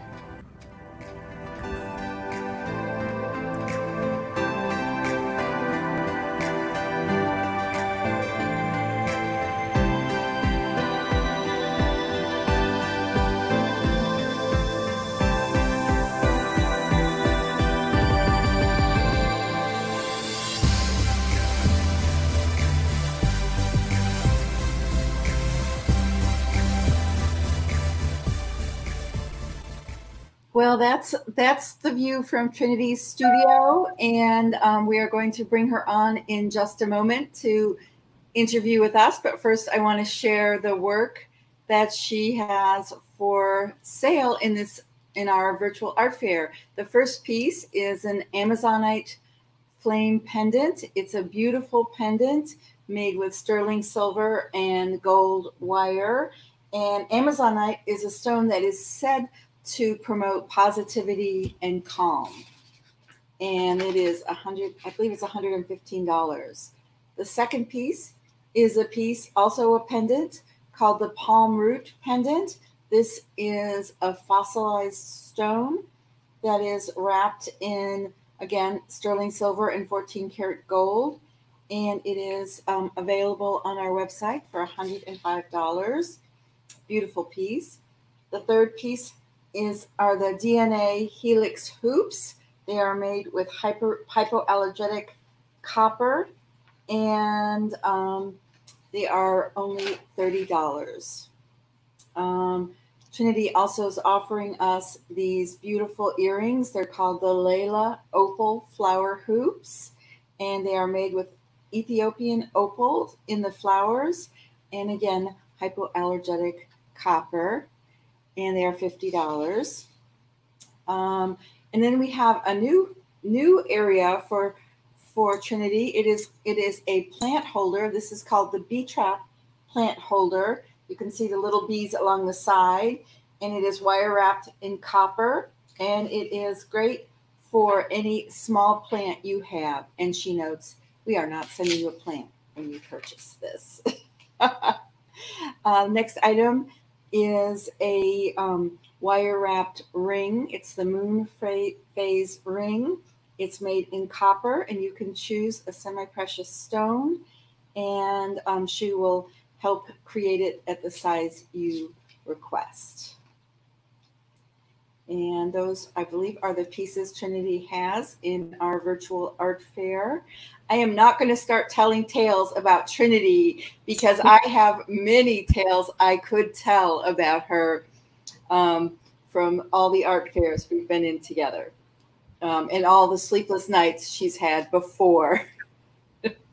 Procrastinating, yes. Yes. So instead, I'm going to ask you, you were a dancer when you came and joined Mint Artists Guild. So how does dance still show up in your jewelry in your life today?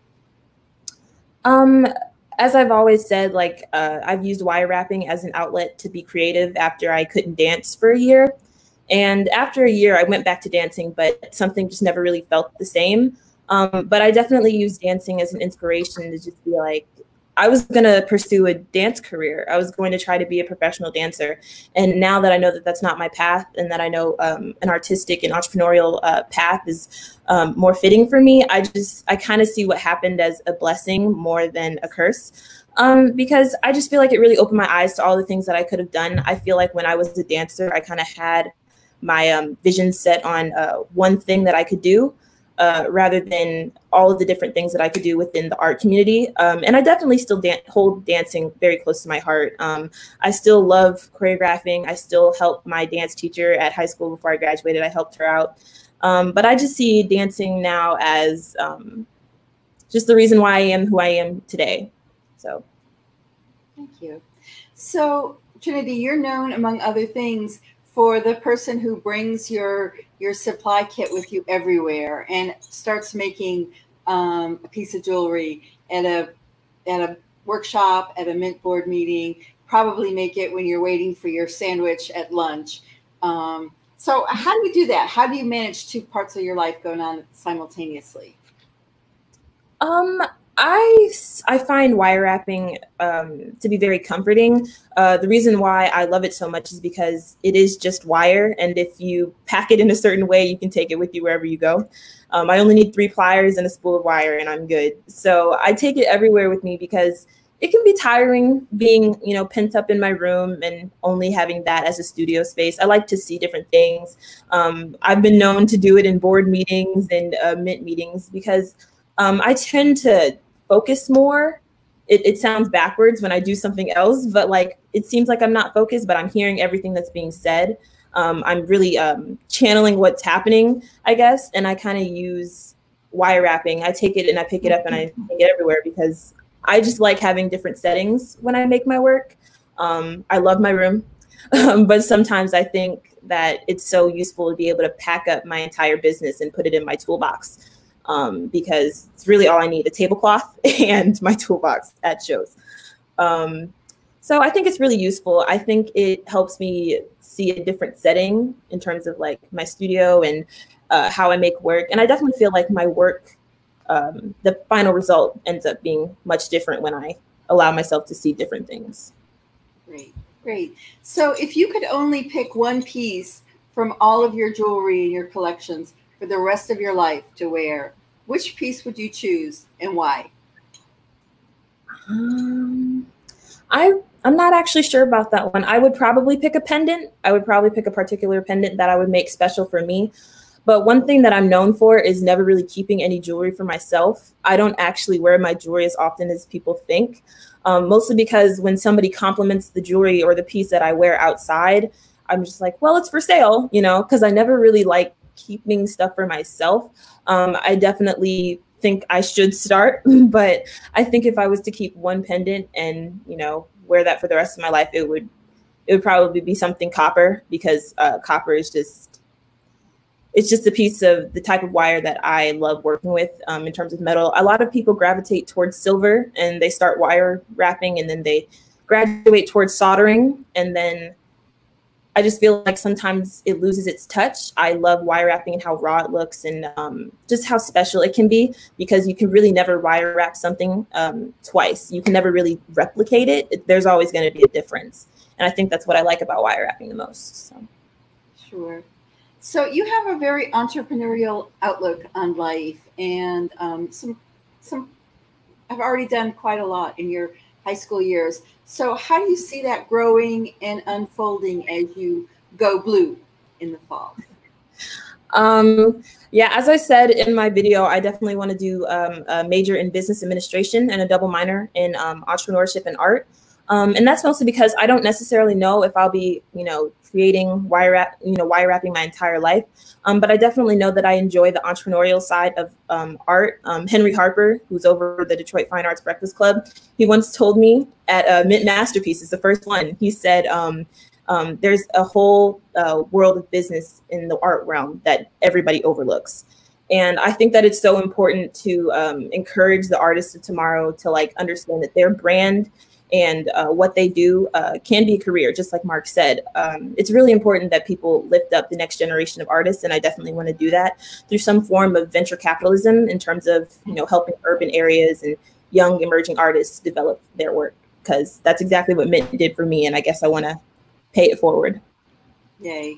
Well, we look forward to you paying it forward and staying involved with Mint as an alumni for a very long time. Very long time. Thank you so much. So Trinity's work is available on our website, mintartistguild.org/shop. And I recommend you go buy a piece for yourself and a piece for your best friend, or maybe for your sister, and do it today. Thank you very much.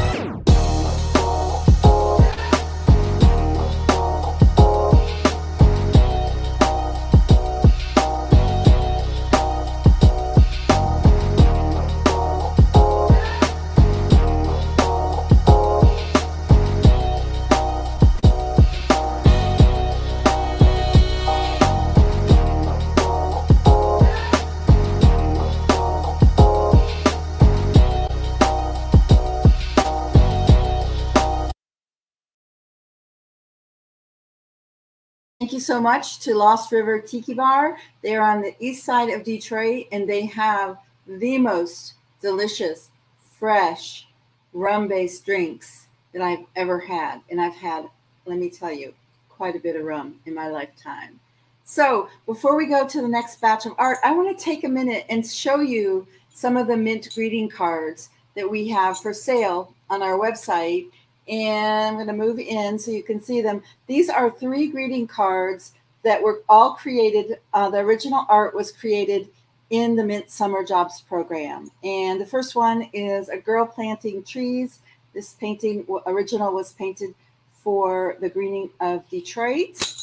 This one was painted for, I'm forgetting the nonprofit, but it's a beautiful painting that turned into a card called Believe.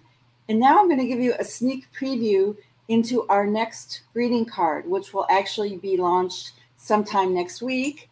It is a greeting card painted last summer by Alexis Bagley. Actually, the original painting was painted last summer and will be donated to an animal rescue organization just outside of Detroit. So look for this card to launch in the Mint store one day next week. And we hope while you're there buying art, you might pick up a few Mint greeting cards to send out to your friends, or a lot of people just frame them and put them on their wall as well.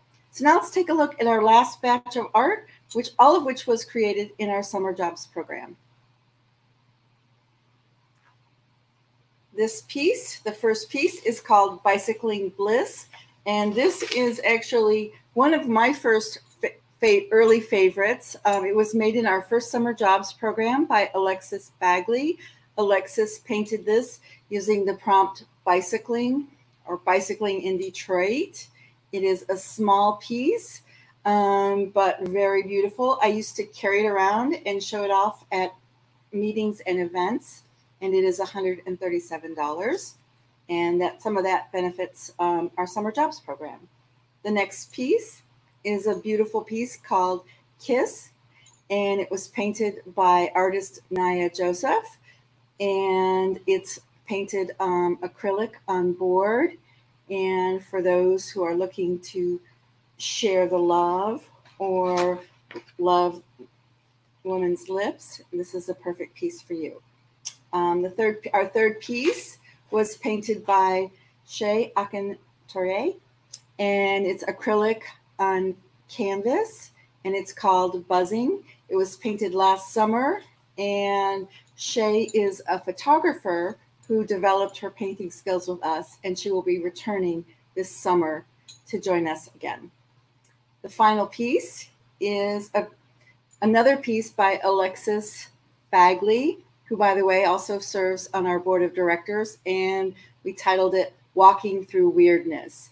It is acrylic on canvas, if you have a dad or a friend who has a crazy, wacky, creative sense of humor, who understands that these weird times we're going through may lead to growth, this might be the piece to acquire.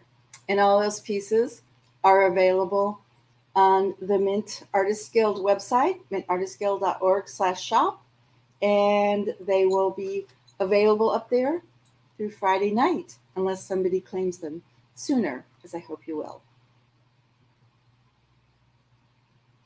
So now we come to the end of the fair, folks, and before we do, I need to thank once again our corporate sponsors, and I need to put a call out because Mint could use more support from the business community in Detroit. We have a lot of projects we're doing and a lot of projects we're launching. So if you have a small business in Detroit, if you know of a small business in Detroit that wants to support the creative future, the creative youth, please be in touch with us. But thank you to our current sponsors, to Blossoms, to Lost River Tiki Bar, to Culture Source, to Integrity Shows, to Michigan Council for the Arts and Cultural Affairs. We are grateful for your support. And I again want to thank all the volunteers behind the scenes who made this show and put this show together and worked so hard and so long. We are a tiny organization, and without our volunteers, we would not be half as far as we are today. So thank you to Kelly, to Janice, to Mark, and to many other volunteers who help us through the year.